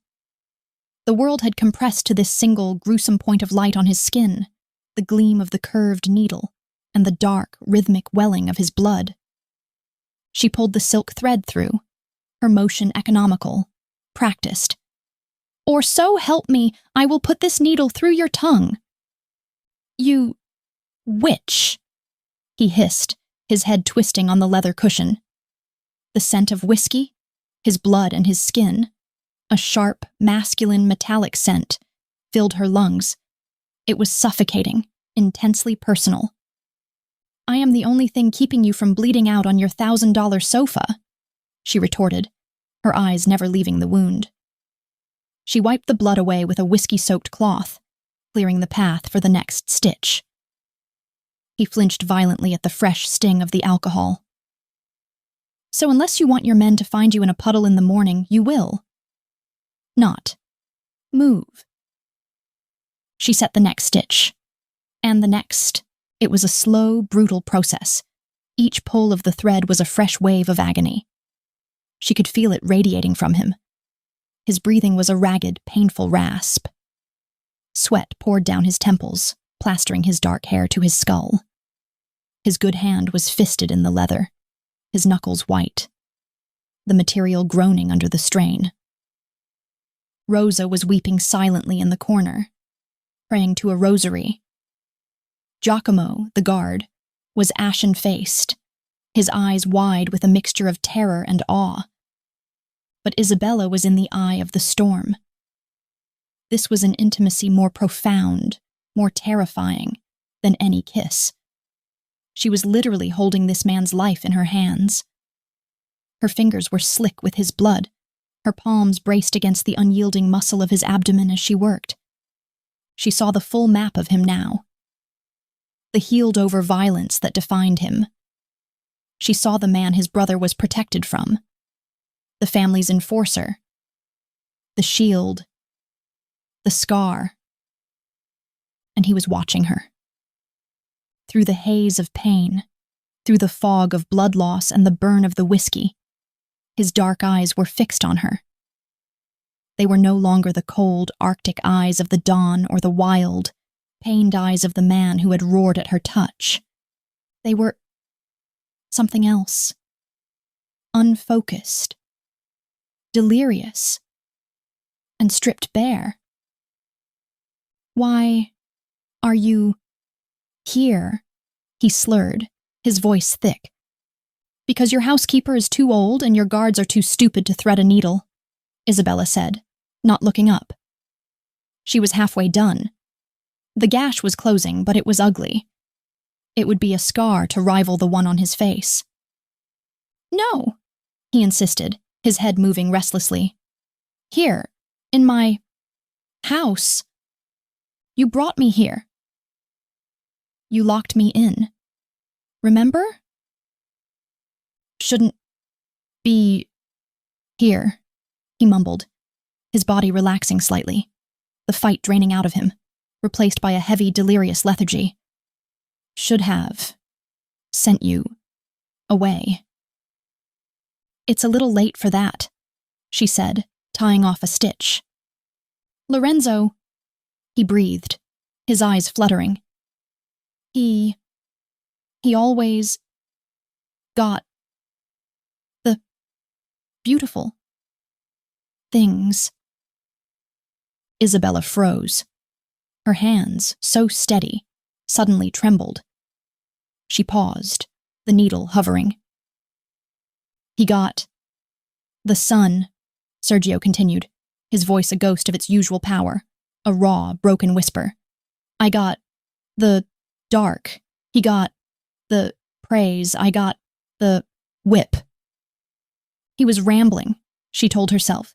He was dying a moment ago. It's the pain. It's the blood loss. She went back to work, her heart hammering a new frantic rhythm. He got you, Sergio whispered. Isabella's breath hitched. She stopped again. This time she looked at his face. His eyes were half closed, his long, dark lashes stark against the waxy pallor of his skin. The terrifying control was gone, melted away by pain, leaving something young and profoundly sad. I saw you, he murmured, his gaze drifting from her face to a point on the ceiling. At the Toscano Gala 2 years ago. She remembered. It was the first time she had been formally introduced to the Falcone family. Lorenzo had been charming, golden, and perfect. Sergio had been a dark shadow in the corner, his scar livid under the crystal chandeliers, his eyes. She had thought his eyes were full of hate. You were in green. Velvet. His words were slurring, running together. Like a principessa. He walked right to you. Of course, and he did. The sun always finds the flower. Sergio, you're not making any sense, she whispered, her throat tight. Hold still. I'm almost done. She reached for the cloth to wipe the wound one last time. His hand shot out. His grip, even now, was steel. He caught her wrist, his bloody fingers locking around her skin. The half-threaded needle fell from her grasp, clattering to the floor. She gasped, startled, and tried to pull away. He held fast. Sergio, let me go! He tugged. It was a weak pull, but it was enough to unbalance her. She fell forward slightly, one hand landing on his bare chest, just above his heart, to steady herself. His skin was fire. She could feel the frantic, heavy thud of his heart under her palm. He turned his head on the cushion. His eyes, hazy and dark, found hers. They were inches apart. She could feel his hot, whiskey-laced breath on her lips. It should have been me, he rasped. A cold, terrible understanding dawned. He was confessing. He was wishing he had died instead of his brother. The guilt.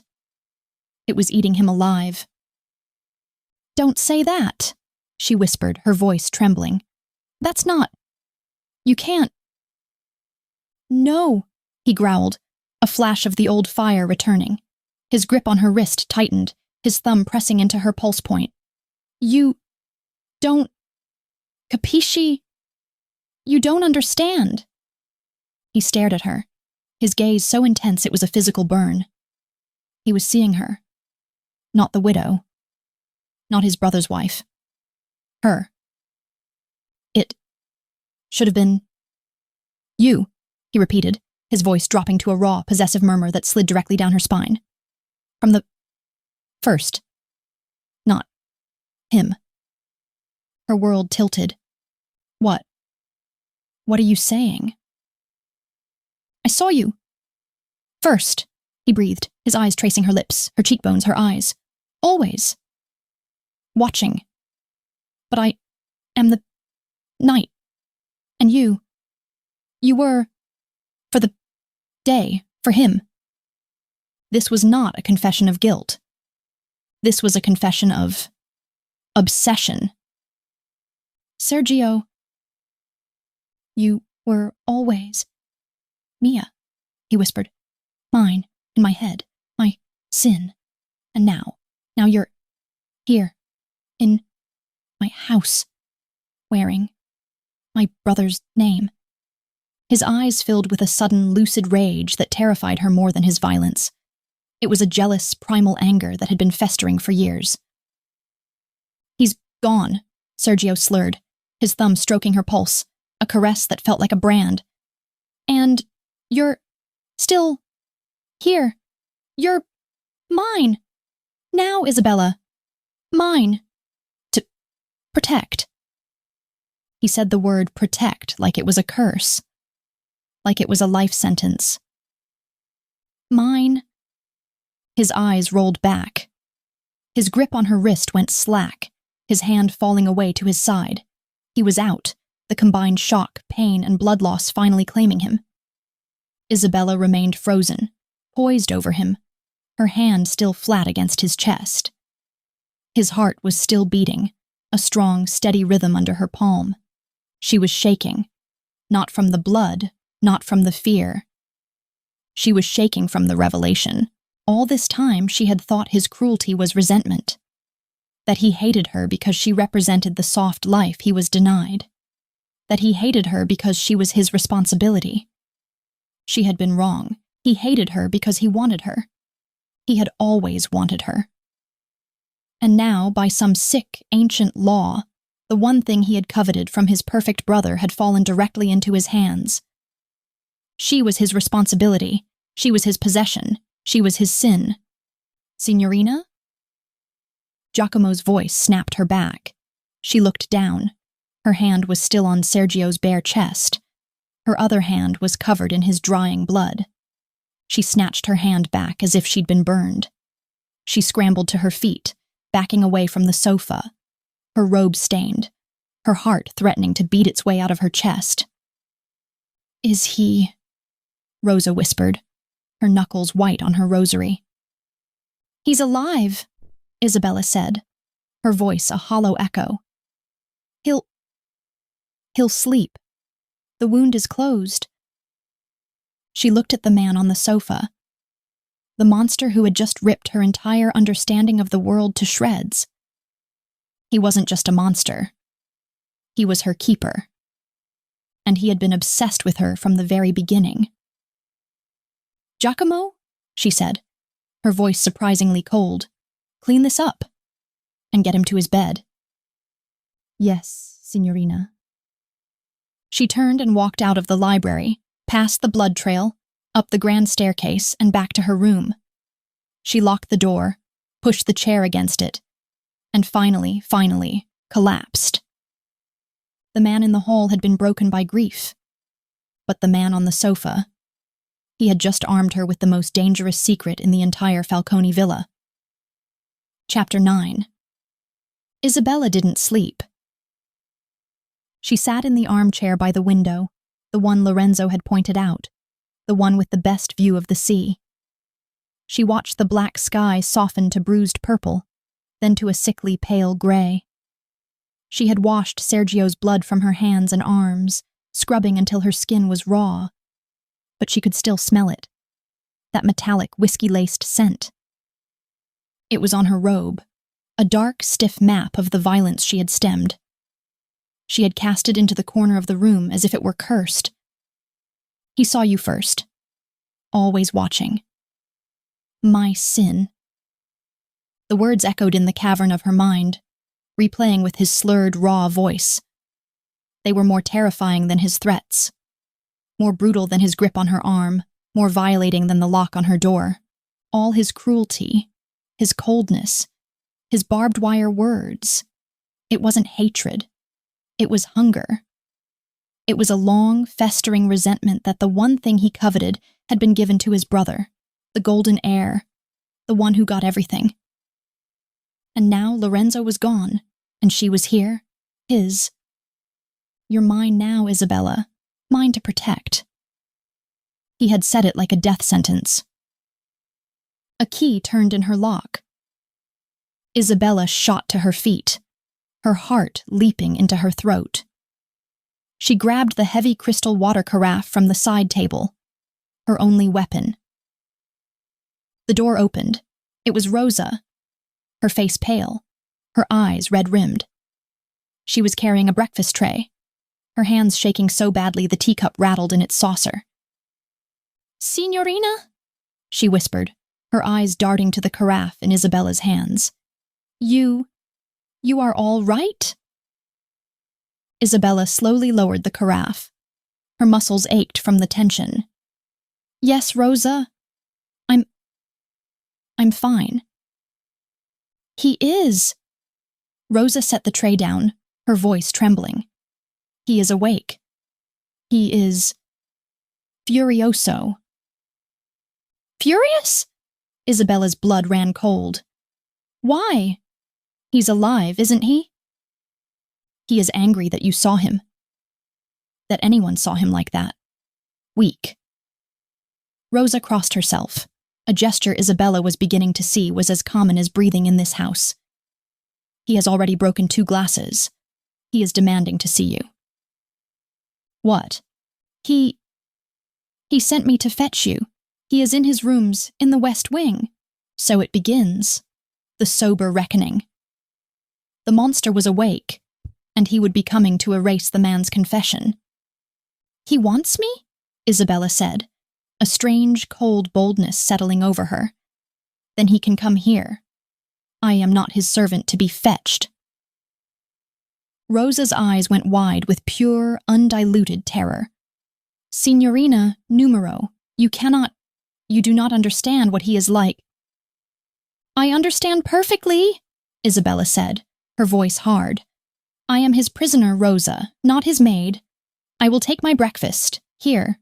If the Don wishes to speak to me, he knows where to find me. You may tell him that." Rosa looked as if Isabella had just asked her to hand-deliver a bomb. She backed out of the room, her hands fluttering, muttering, "Madre di Dio, she will be killed. She will be killed." The door clicked shut. But this time Isabella did not hear the key turn in the lock. A small victory, or perhaps a test. She ate. She forced herself to. She ate the toast, drank the tea. She was no good to herself if she was weak. If she was going to survive this, she couldn't be the trembling girl he had locked in here. She had to be the woman who had held his life in her blood-soaked hands and had not flinched. An hour passed. The silence in the villa was heavy, suffocating. Every creak of the old house made her jump. Then she heard it. The footsteps. Heavy, measured, and uneven. He was walking, but it was costing him. He was wounded, and he was coming for her. He didn't knock. The door was thrown open with such force that it slammed against the wall, the wood groaning in protest. Sergio stood in the doorway. He was a vision of pale, cold fury. He was dressed in a clean black shirt, the buttons done up to his throat, and black trousers. He was leaning heavily on a carved ebony cane, but he held himself with a rigid formality that was all the more menacing for the obvious pain it caused him. His face was ashen, his scar a livid purple. His eyes, though. His eyes were the worst. They were not hazy or delirious. They were sharp, black, and filled with a cold, murderous rage. He had come to put the monster back in its cage. "You were summoned," he said, his voice a low, gravelly rasp. "And I was eating," Isabella replied, setting her teacup down with a hand that, to her eternal relief, was perfectly steady. She rose from her chair to face him. His eyes flickered over her. She was still in her nightgown from the day before, her hair unbound and tangled. He had last seen her like this, spattered in his blood, her hand on his chest. His lip curled. "You will come when I call." "Or what?" Isabella asked, the words out before she could stop them. "You'll kill me?" "You've had a month to do that, Sergio. Locking me in here seems to be your preferred method of torture. Or perhaps you'll bleed on me again. I'm afraid I've ruined one robe already." The silence that followed was so absolute, she could hear the blood rushing in her ears. His knuckles on the head of the cane went white. He took one step into the room, then another. Each one was a visible, painful effort. He was projecting strength. But she knew the truth. She knew the dozens of stitches pulling at his skin. She knew the weakness beneath the iron. "You have a sharp tongue, Vidova," he hissed, "for someone who is alive only by my grace. My name is Isabella. And I am alive because you haven't decided what to do with me, because your ancient barbaric laws say I am now your responsibility." She put a venom on the word that matched his. He stopped, a mere 5 feet from her. The air between them was electric, vibrating with unspoken, furious energy. He was close enough that she could smell the antiseptic soap on his skin, a faint trace of whiskey, and something else. That dark, personal scent of his that she now knew intimately. "You will forget what happened last night," he commanded. It was not a request. "You will forget everything you heard, everything you saw. You are the widow of my brother, living under my protection. That is all." He was erasing it. He was taking the raw, desperate, obsessed man she had seen and burying him alive. "You said his name," Isabella whispered, her voice dangerously quiet. "You said Lorenzo." Sergio's face, if possible, grew even colder. "I was delirious." "You said he got the sun, and you got the dark. You said he got me." He moved faster than she thought a wounded man could. He lunged, his left hand grabbing the front of her nightgown, fisting the material over her heart. He hauled her forward, off her feet, until her face was inches from his. The cane clattered to the floor. He was trembling, but not from weakness. It was from rage.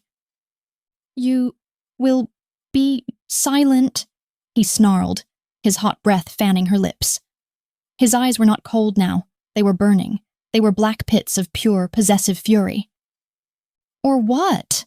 she breathed, her hands coming up to brace against his chest. Her fingers splayed over his heart.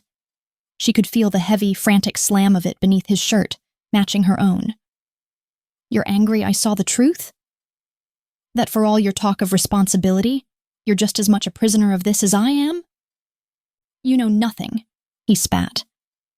"I know you watched me for years," she hissed back, the terror finally giving way to a white-hot anger of her own. "I know you hated your brother, not for his power, but because he had what you wanted, and I know you hate me because now you're stuck with me." It was the most dangerous thing she had ever done. She was taunting a killer, a wounded one, in her own locked room. His grip on her gown tightened, pulling her so close their bodies were flush. His wounded side was pressed against her. She could feel the heat of his skin, the unyielding wall of his body. He was so much larger than she was. A dark, looming shadow of pain and rage. His gaze dropped to her mouth. It was a fraction of a second. A flicker of his lashes. But she saw it. The confession was not erased. It was starving. "I could snap your pretty lying neck," he whispered, his voice a velvet threat, "and tell your father you died of grief." "Then do it," she challenged, her voice shaking but her gaze locked on his. "Do it. Or let me go." They stood there, frozen for a heartbeat that stretched into an eternity, chest to chest, breath to breath. His eyes were a war, the cold dawn battling the obsessive man, the fury battling the hunger. She saw the flash of the man from the gala, the shadow in the corner. She saw the man on the sofa, his eyes hazy with pain, confessing his sin. And she saw the man here now, who was holding himself back by a single fraying thread. "Let me go," she repeated, her voice low. His jaw tightened, a muscle jumping in his scarred cheek. He was so close. So close. She felt the warmth of his lips, the sheer animal heat of him. The air was too thick to breathe, with a sound of pure disgust. At her, at himself, at the entire situation. He shoved her. Isabella stumbled back, tripping over the leg of the chair, and fell, landing hard on the Persian rug.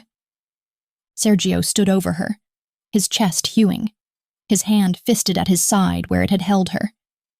He was breathing like a man who had just run a mile. He bent, slowly and painfully, to retrieve his cane. "You are not my equal, Isabella," he said, his voice once again the flat, cold steel of the dawn. "You are not my confidant. You are a duty." He turned, the full line of his back rigid. "Pack your things," he said, his hand on the doorknob. Isabella looked up from the floor, her heart stopping.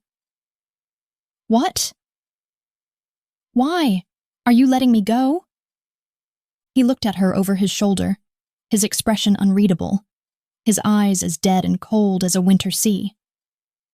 "I am the head of this family now. I cannot rule from a cage in the hills. We are moving to the palazzo in Palermo, tonight." He was taking her with him. He was not releasing her. He was moving her from her gilded cage to a new one, in the center of his city, in the heart of his power. "I am not done with my revenge," he said, his voice a chill that had nothing to do with the morning air. "And you, Signora Falcone, are a part of it." He left. He didn't slam the door this time. He just closed it, the click of the latch sounding as final as a cell door.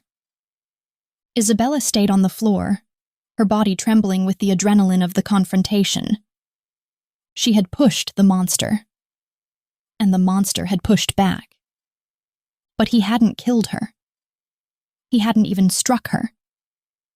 He had looked at her mouth. She brought a trembling hand to her lips. She had survived.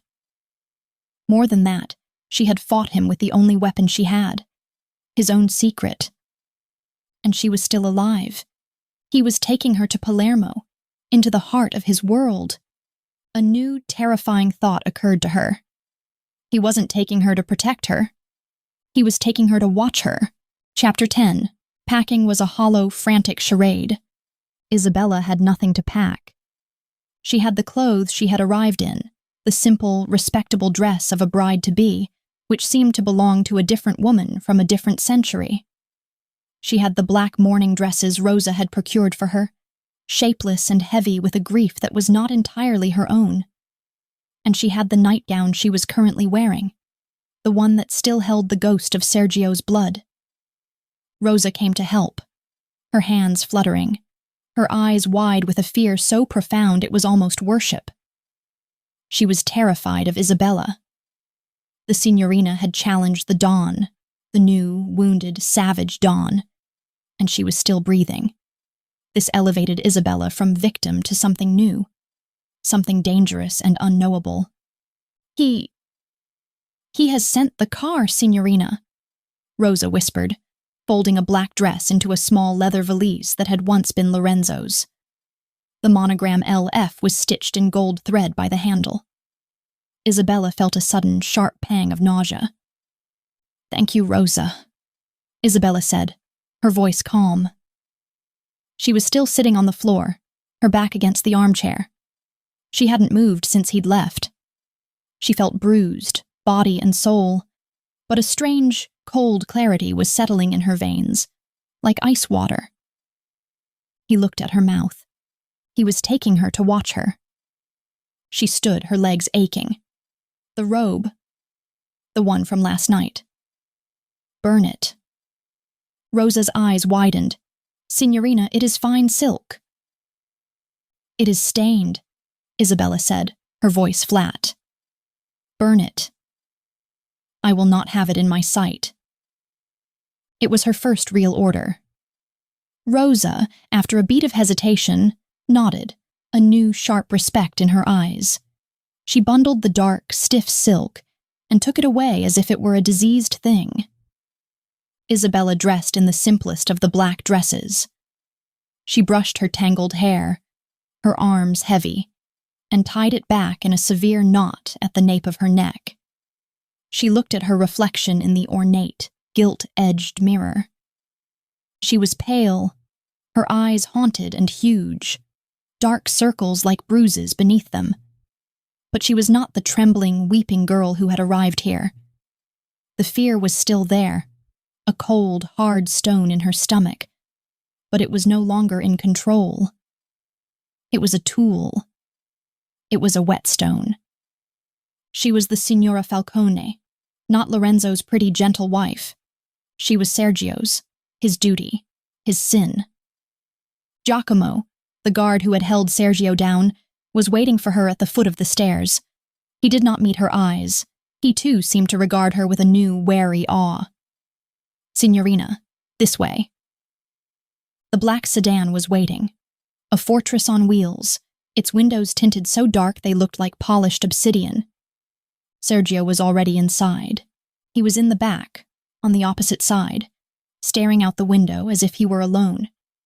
He hadn't waited for her. He hadn't helped her in. He was simply there, a looming, silent presence of pain and fury. Isabella slid onto the cold leather seat. The car was enormous, but his presence filled it, sucking all the air out. The scent of him, antiseptic, wool, and that sharp, underlying musk, was overwhelming. The door shut with a heavy, final thunk. A thick pane of glass slid up, sealing them off from the driver. They were in a box together, a dark, moving cage. The car pulled away, gravel crunching under the tires. Isabella stared straight ahead, her hands fisted in her lap. She would not look at him. She would not speak. She would not give him the satisfaction of her fear. For 20 minutes, the only sounds were the hum of the engine and Sergio's breathing. It was quiet, but she could hear the faint, ragged edge to it.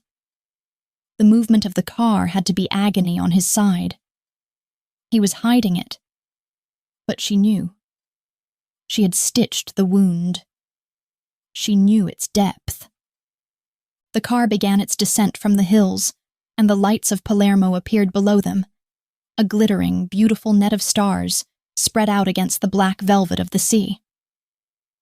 "You are a part of my revenge," he said, his voice startling her from the silence. It was flat, devoid of emotion, as if he were dictating a letter. She turned her head. He was still looking out the "I don't understand," she said. "What does that mean?" "It means you are the perfect innocent widow. You are the symbol of my brother's stolen life." He turned his head from the window, and his eyes found hers in the dark. They were dead. "You are my greatest asset." "An asset?" "The other families, the commission, they see me as a brute, a savage, the scar. They respect my strength, but they fear my lack of restraint. They think I am a rabid dog who has broken his chain." The car was entering the city now, the streets bright. The noise of life a sudden shock after the villa's tomb-like silence. "But you," he continued, his gaze sweeping over her, critical and cold. "You are from an old family. You are respected. You are grief-stricken." He said the word with mocking contempt. "My protection of you, my honoring of my brother's wife is a sign of my control. It shows I am not just an animal. It shows I am a don. It shows I respect the old ways." "So I'm a prop," Isabella stated, the ice in her veins spreading. "A piece of theater. You lock me up, bleed on me, and then parade me in front of your murdering friends to prove you're civilized." A muscle jumped in his scarred cheek. "You will be silent. You will be grieving. You will be mine. And in doing so, you will lull them into a false sense of security. They will see me as a man bound by duty, not a man consumed by vengeance. And when they are comfortable, I will tear them apart, root and stem." This was his plan. This was the cold, brilliant calculation of the man who had run the family from the shadows for years. The car stopped. They were not in a grand, open piazza, but a narrow, ancient street. A set of massive, 20-foot-high iron gates barred the entrance to a building that looked less like a home and more like a fortress. The Palazzo Falcone. The gates opened. The car rolled into a cavernous, torch-lit courtyard. Men were everywhere. Dark suits, watchful eyes. They bowed as Sergio's door was opened. He got out of the car, his every movement stiff. He did not wait for her. Isabella stepped out into the humid city air. The palazzo loomed over her, a masterpiece of cold, Baroque stone, all gargoyles and shadows. The villa had been a gilded cage of grief. This was a stone prison of power. "Giacomo, take the signora to the Contessa's rooms," Sergio ordered, not looking at her. He was already walking toward a massive arched doorway, his cane striking the stones. "Ensure she has everything she needs." The Contessa's rooms, not her rooms. Giacomo led her inside. The interior was stunning and cold. Marble floors, vaulted ceilings, priceless tapestries that seemed to drink the light. It was a museum, not a home. It smelled of old stone, floor wax, and power. He led her up a winding staircase to a set of carved double doors and opened them. "Signorina." The suite was opulent. A massive four-poster bed, a sitting area, a marble bathroom, and a balcony. Isabella walked past the heavy velvet furniture, drawn to the one thing that mattered. She pushed open the glass doors. The balcony overlooked the sea, but it was a different sea. It was the port of Palermo. Bustling, loud, alive. Below her, a vast, formal garden was laid out in the dark, a maze of hedges and white statues. It was beautiful, and the drop was at least 100 feet. "Dinner will be sent up," Giacomo said from the doorway. "The Don has work to attend to." "Giacomo," Isabella said, not turning around. "Am I a prisoner here?" The guard was silent for a long moment. "You are under the Don's protection, Signorina. No one can harm you here." "That wasn't my question." He cleared his throat. "The doors will not be locked." "But I would not advise leaving the palazzo. The city is not safe for you." He left, closing the doors quietly behind him. "The doors will not be locked." She was not a prisoner. She was a guest, a protected asset. She was free to roam the fortress, but she was just as trapped as she had been at the villa. She was exploring the massive walk-in closet, filled with another woman's clothes, beautiful, expensive, and years out of style, when he arrived. She didn't hear him. She just turned, and he was there. He was standing in the middle of the room, his cane gone. He was leaning one broad shoulder against the doorframe, as if he couldn't support his own weight for long. He had taken off his jacket. His black shirt was crisp, but she could see the faint outline of the bandages beneath it. "The Contessa was my grandmother," he said, his voice low. "She was the last woman to rule this house. She, too, was a widow." "How fitting," Isabella said, her heart starting its low, heavy drumbeat. He pushed off the wall and walked toward her, his limp more pronounced, his face tight with a pain he refused to acknowledge. He stopped at the foot of the bed, the massive, dark wood frame separating them. "This is not the villa," he said. "This is my home. My center of operations. You are not locked in. There are no guards on your door." He looked at her, his eyes unreadable. "You are free to leave." The words hung in the air, a stunning, sudden shock. "What?" "You are free to go," he repeated, his voice flat. "I have a car.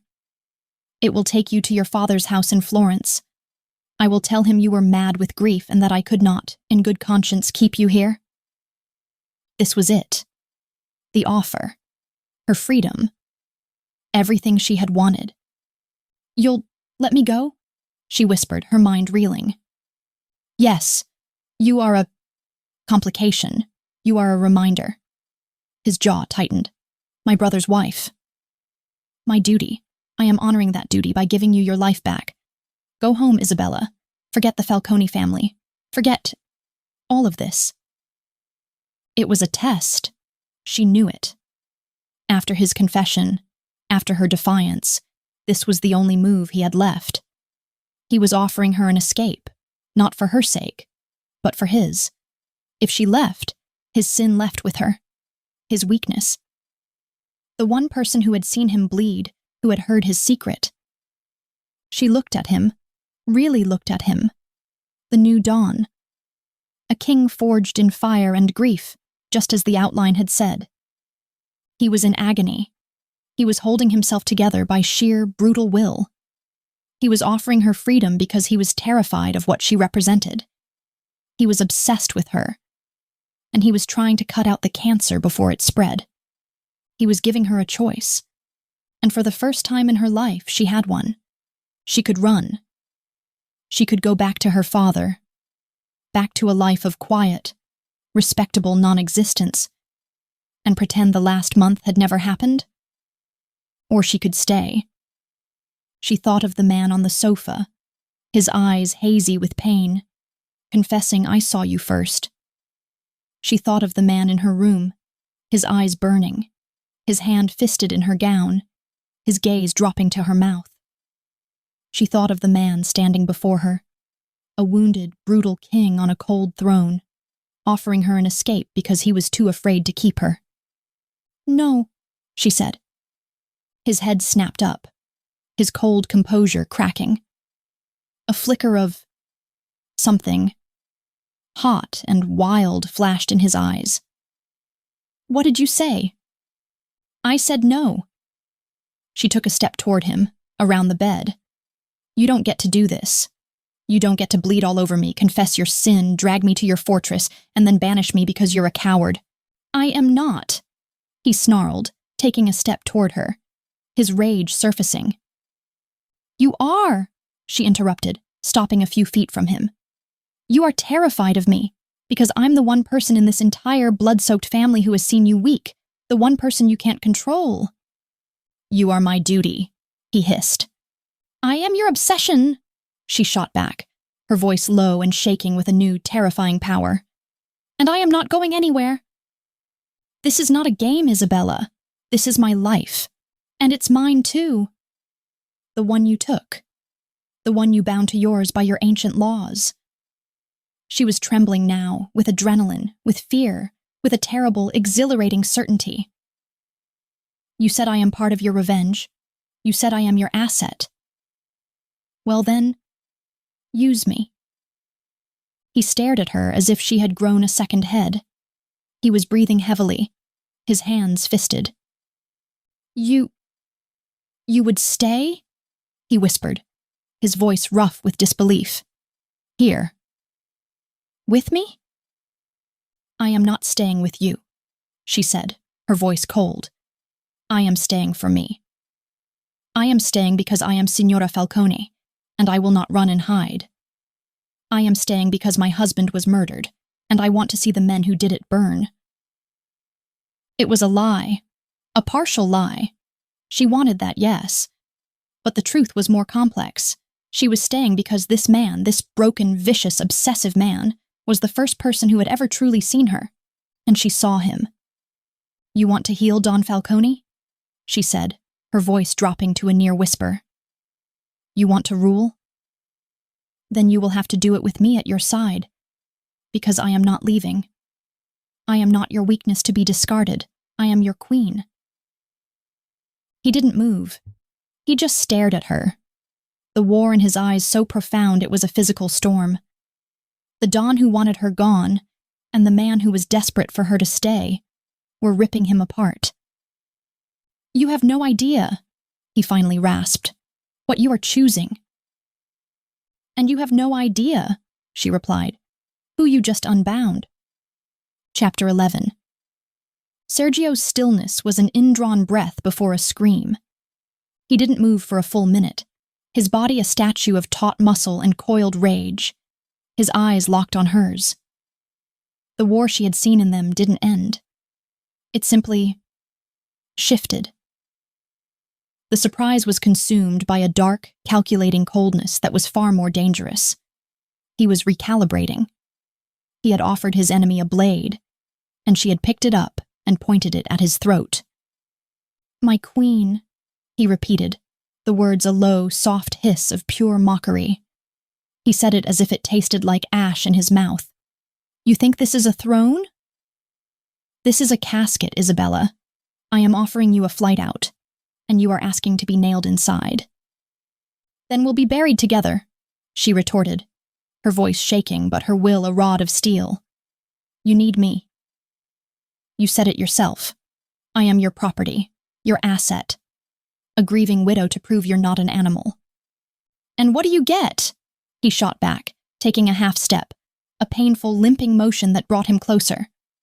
An empty title? A room in a prison? A front row seat to a war you know nothing about?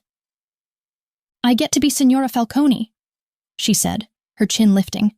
Not a victim. Not a banished, grieving girl nobody wants. And I get to see my husband's murderers pay for what they did. You said you would tear them apart. I want to watch. The sheer, cold-blooded audacity of her statement hung in the air. He had expected tears, or fear, or at the very least, hesitation. He had not expected this. He had not expected a mirror of his own savage resolve. He let out a short, sharp breath that was almost a laugh, but it held no humor. It was a sound of disbelief and a dark, grudging respect. You have a spine of iron, he rasped, his eyes sweeping over her, no longer as an unwanted duty, but as a new, complex, and utterly unpredictable weapon in his arsenal. Lorenzo never saw it. He saw a pretty, gentle doll for his shelf. Lorenzo is gone, Isabella said, the words sharp and final. Yes, he is. The muscle in Sergio's scarred cheek jumped. And you are here. My queen. He was accepting, not her title, but her terms. She was staying. Fine, he said, and the word was a gavel strike. You stay. You want to be my asset? Then you will be. You will do exactly as I say. You will dress how I tell you, speak when I tell you, and smile at the very men I plan to kill.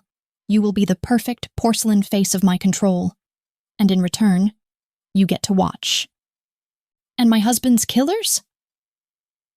They are already dead, he said, his voice dropping to a promise that was colder than the grave. They just haven't stopped breathing yet. I have their names. I have their families. And I am a patient man. He was in complete control again, the dawn. But the man was still there, betrayed by the body.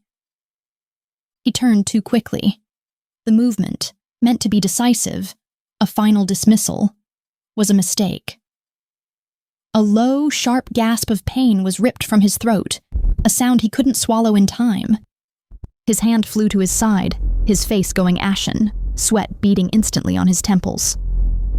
He braced himself against the four-poster bed, his knuckles white, his eyes screwed shut. The iron facade had shattered, revealing the wounded man beneath. Isabella didn't think. She moved. She was at his side in an instant. You're bleeding. Get away from me, he snarled, but his voice was thin, his body betraying him. You tore your stitches, she said, her voice flat, ignoring his command. I could smell the blood when you walked in. You're a fool. You're not a god, Sergio. You're just a man, and you're bleeding like one. She put her hand on his arm. Sit down. Now. He flinched as if she'd burned him. I am fine. You are a liar, she countered, her voice sharp, devoid of pity, and full of an authority that came from having held his life in her hands once already. Are you going to collapse in front of your men, Don Falcone? Or are you going to sit down and let me fix what you broke, you stubborn, arrogant idiota? The insult, so personal and so true, shocked him into silence. The fight went out of him, replaced by a wave of pain-induced weakness. He didn't have the strength to fight her. Not physically. He let her guide him to the plush, velvet armchair. He sank into it, his head falling back, his breathing ragged. The bandages are in my bathroom, he ground out, his eyes closed. Through My study, next door.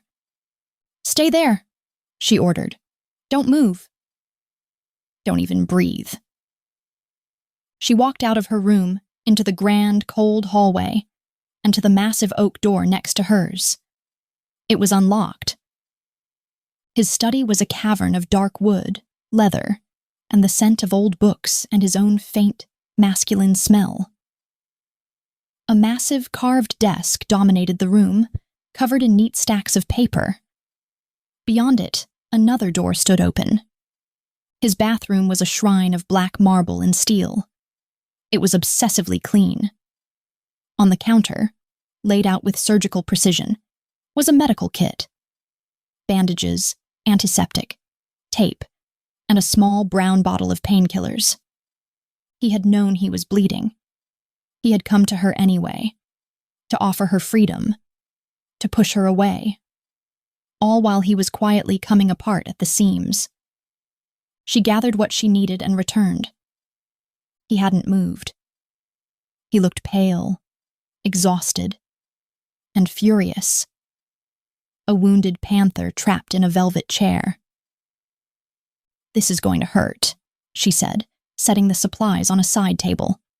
Just do it, he hissed. She didn't ask him to take his shirt off. She grabbed the hem. Lift your arms. He did, his movements stiff. She pulled the fine black shirt up and over his head. Her breath caught. His entire torso was a map of violence. Old scars, faded and white, crisscrossed his ribs. A puckered bullet hole rested just above his left pectoral. And then there was her work. The white bandage was soaked through, a bright, grotesque flower of red blooming on his side. You are a child, she berated him, her voice a low, angry tremor as she began to peel the tape back. Running a war when you can't even stand.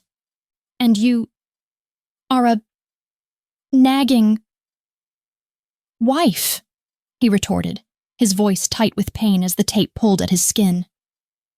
I am the widow, she corrected him, her voice sharp. And I am the only one in this fortress who knows what a fool you are. She ripped the bandage off. He roared, a low, guttural sound, his whole body arching off the chair. Be still, she commanded, her hands immediately pressing a clean gauze pad to the wound. He was bleeding freely. You've torn the last 3 stitches, completely. Just fix it. I don't have a needle. I am going to have to butterfly it. It will scar. Do I look, he panted, his head falling back again, like I give a damn about another scar? She worked. Her hands were sure, her movements precise. She cleaned the wound with the stinging antiseptic. He flinched violently, his whole body rigid, his good hand fisting the arm of the chair, but he did not make another sound. The silence in the room was deafening, broken only by his harsh breathing and the small clinical sounds of her work. This was a new intimacy, far more dangerous than the one in the library. He was not delirious. He was wide awake. And he was watching her. She was leaning over him, her face close to his bare chest, her hair, which had come loose from its knot, brushing his shoulder. She could feel the furnace heat of his skin, feel the tremor of pain that ran through his muscles. She could smell him, the sharp, clean antiseptic, and the intoxicating dark scent beneath it.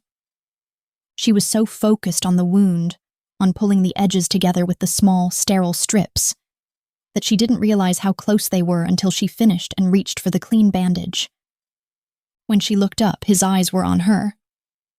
He wasn't the Don. He wasn't the wounded soldier. He was the man from the library, the one who had confessed. His eyes were black, his pupils blown wide, his gaze so heavy it was a physical weight.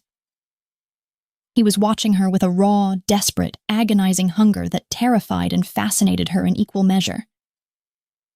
He wasn't looking at her face. He was looking at her mouth. You should have left, he whispered, his voice a gravelly, rough caress. You should have let me, she whispered back, her hands frozen on his skin. I tried. No, you didn't. He was looking at her as if he was starving and she was a banquet. He hated her for being there, for seeing him like this, for having this power over him. And he wanted her with a force that was a living thing in the room, a third presence, dark and suffocating. You enjoy this, he accused, his voice low and dangerous. Seeing me weak. I enjoy surviving, she said, her voice trembling, but she didn't pull away. You are the one who is weak. You are the one who is obsessed with his brother's wife. She was playing with fire, a wild fire. His hand shot up, his fingers wrapping around her wrist. It was the same grip as in the library. Steel, possessive. Do not say that again, he snarled. Or what? She challenged, her pulse hammering against his grip. You'll throw me out? You already tried. You'll kill me? You're too weak. You can't even stand up. I can do this. He tugged. It was not a request. It was a demand. He pulled her off balance and she fell, her free hand landing on his bare shoulder, her body half sprawled across his, her face a breath from his. She was on him. Her breasts were crushed against his hard, unyielding chest. Her leg was between his. His skin was fire. Sergio? She breathed, her voice gone. You wanted to be queen, he rasped, his eyes burning into hers. Queens share the king's burdens. Queens share his bed. You are wounded, she stammered, her mind shutting down, her body reacting on a purely primal level. He smelled of danger, and she wanted to lean in. My side is wounded, he murmured, his gaze dropping to her lips, his hot breath fanning across them. The rest of me is fine. He was hard beneath her. The proof of his sin was pressing against her hip, an undeniable, shocking, and visceral truth. You chose to stay, he whispered, his hand tightening on her wrist, his other hand coming up, his fingers tangling in her hair, holding her head. Now, you will stay. He was going to kiss her. Here. Now, wounded, furious. He was going to claim the mouth he had been staring at. And Isabella, to her own profound and terrifying shock, did not pull away. Chapter 12. His mouth was a breath away. The world narrowed to the space between their lips. Isabella's hands were fisted on his bare skin, one on his shoulder, one on his arm, and she could feel the violent, painful tremor that ran through him. It was rage, it was need, it was the agony of his wound. His eyes were no longer the Dawn's. They were the eyes of the man who had confessed in the library, the man who had watched her for years. They were black, possessive, and stripped bare of all pretense. He was looking at her as if he intended to devour her. His hot, whiskey-laced breath fanned her lips. You chose this, he rasped, the words a final, possessive claim. He lowered his head that final inch. Isabella's eyes fluttered shut. Her body was a taut wire, thrumming with a terrifying, electric anticipation that drowned out every ounce of fear, every dictate of sense. She was falling. She was letting herself fall. And then he was gone. With a guttural roar of self-loathing, he shoved her. It wasn't a gentle push. It was a violent, desperate rejection. He threw her off him with all his remaining strength, sending her stumbling back until she hit the cold marble of the fireplace, the impact jarring her teeth. Sergio surged to his feet, a colossal, wounded animal. He was breathing in great ragged gasps, his bare chest heaving, his hand clamped to his freshly bandaged side. The room was spinning. Or maybe she was. "Get out!" he snarled, his voice a raw wound. He wasn't looking at her. He had turned his back, his head bowed, his free hand braced against the mantel. He was shaking. Not from pain, but from the force of the control he was reasserting. Isabella's own breath was coming in short, sharp gasps. Her lips burned, as if they had been kissed by a ghost. By a fire. Her hand was pressed to her chest, where her heart was trying to beat its way out of her ribs. He had stopped. He had been a hair's breadth from kissing her, from claiming her, and he had stopped. He had pushed her away as if she were poison. The rejection was a physical blow, sharper and more stunning than the shove. She started, her voice a reedy, unfamiliar thing. "I said, get out!" He slammed his fist down on the marble mantel, the sound like a gunshot in the tense silence. "Go to your room. Do not come near me again." He was furious. Not at her, she realized with a cold, dawning clarity. He was furious at himself. He had lost control. He had proven her right. She was his weakness. She was his obsession. And he had just shown his entire hand. He had just shown her that she, the grieving widow, his prisoner, had a power over him that terrified him to his very core. The queen had found the king's weak point. Isabella straightened, pulling the tattered edges of her dignity around her. Her body was screaming with adrenaline, a cocktail of fear and a strange, dark, illicit thrill. She did not run. She did not cower. She walked, her head high. She passed him, so close she could feel the waves of heat and fury rolling off his skin, and walked back into her own room. She closed the adjoining door between their suites. There was no lock, but the heavy click of the latch was a statement. She was safe. He had let her go. She leaned against the solid wood, her body finally succumbing to the tremors. She brought a trembling hand to her lips. They were tingling. Unkissed, but branded all the same. He wanted her. With a violence that eclipsed his hatred, with a desperation that overrode his iron control. He wanted her, and he despised himself for it. This changed everything. This was not a cage. This was a chessboard, and she had just captured his king. Or at least, she'd put it in check. She spent the rest of the day in her opulent new room. Food was brought by a silent maid who wouldn't meet her eyes. The news had clearly spread. The Don and the Signora were at war. Or something worse. Isabella ate. She bathed in the massive marble tub, scrubbing his scent from her skin. But it was useless. It was in her head. She changed into one of the Contessa's dresses, a simple, elegant black silk. She was armoring herself.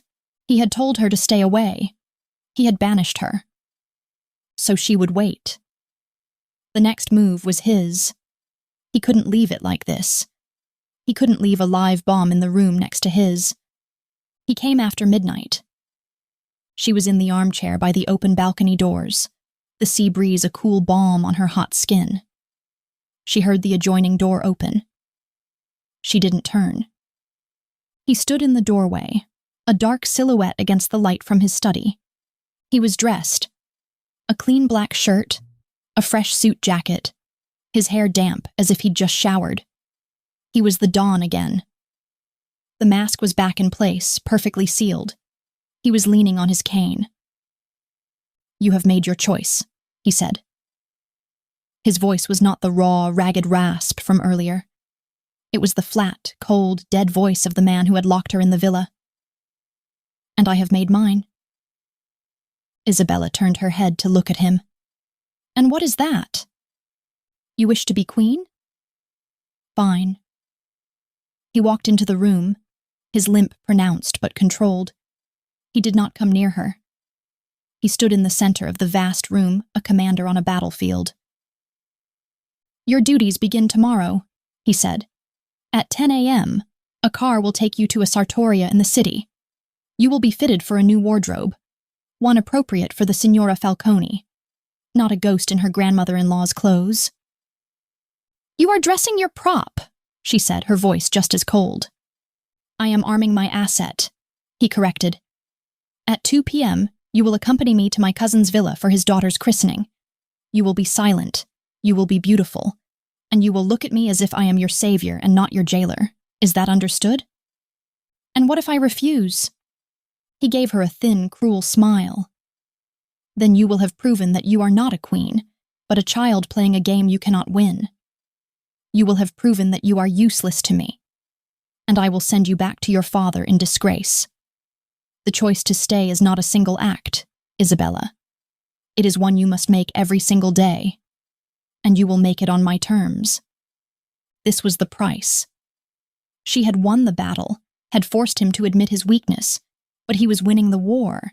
He was taking her choice, her defiance, and twisting it into a new, more ornate cage. He wasn't just locking her up, he was putting her on display. She stood. She walked to him, stopping just outside of his reach. I understand, she said. I will be your perfect grieving widow. I will be your asset. But I have a price. His scarred eyebrow raised. You are in no position to— I am, she cut him off. You are asking me to walk into a room full of your enemies.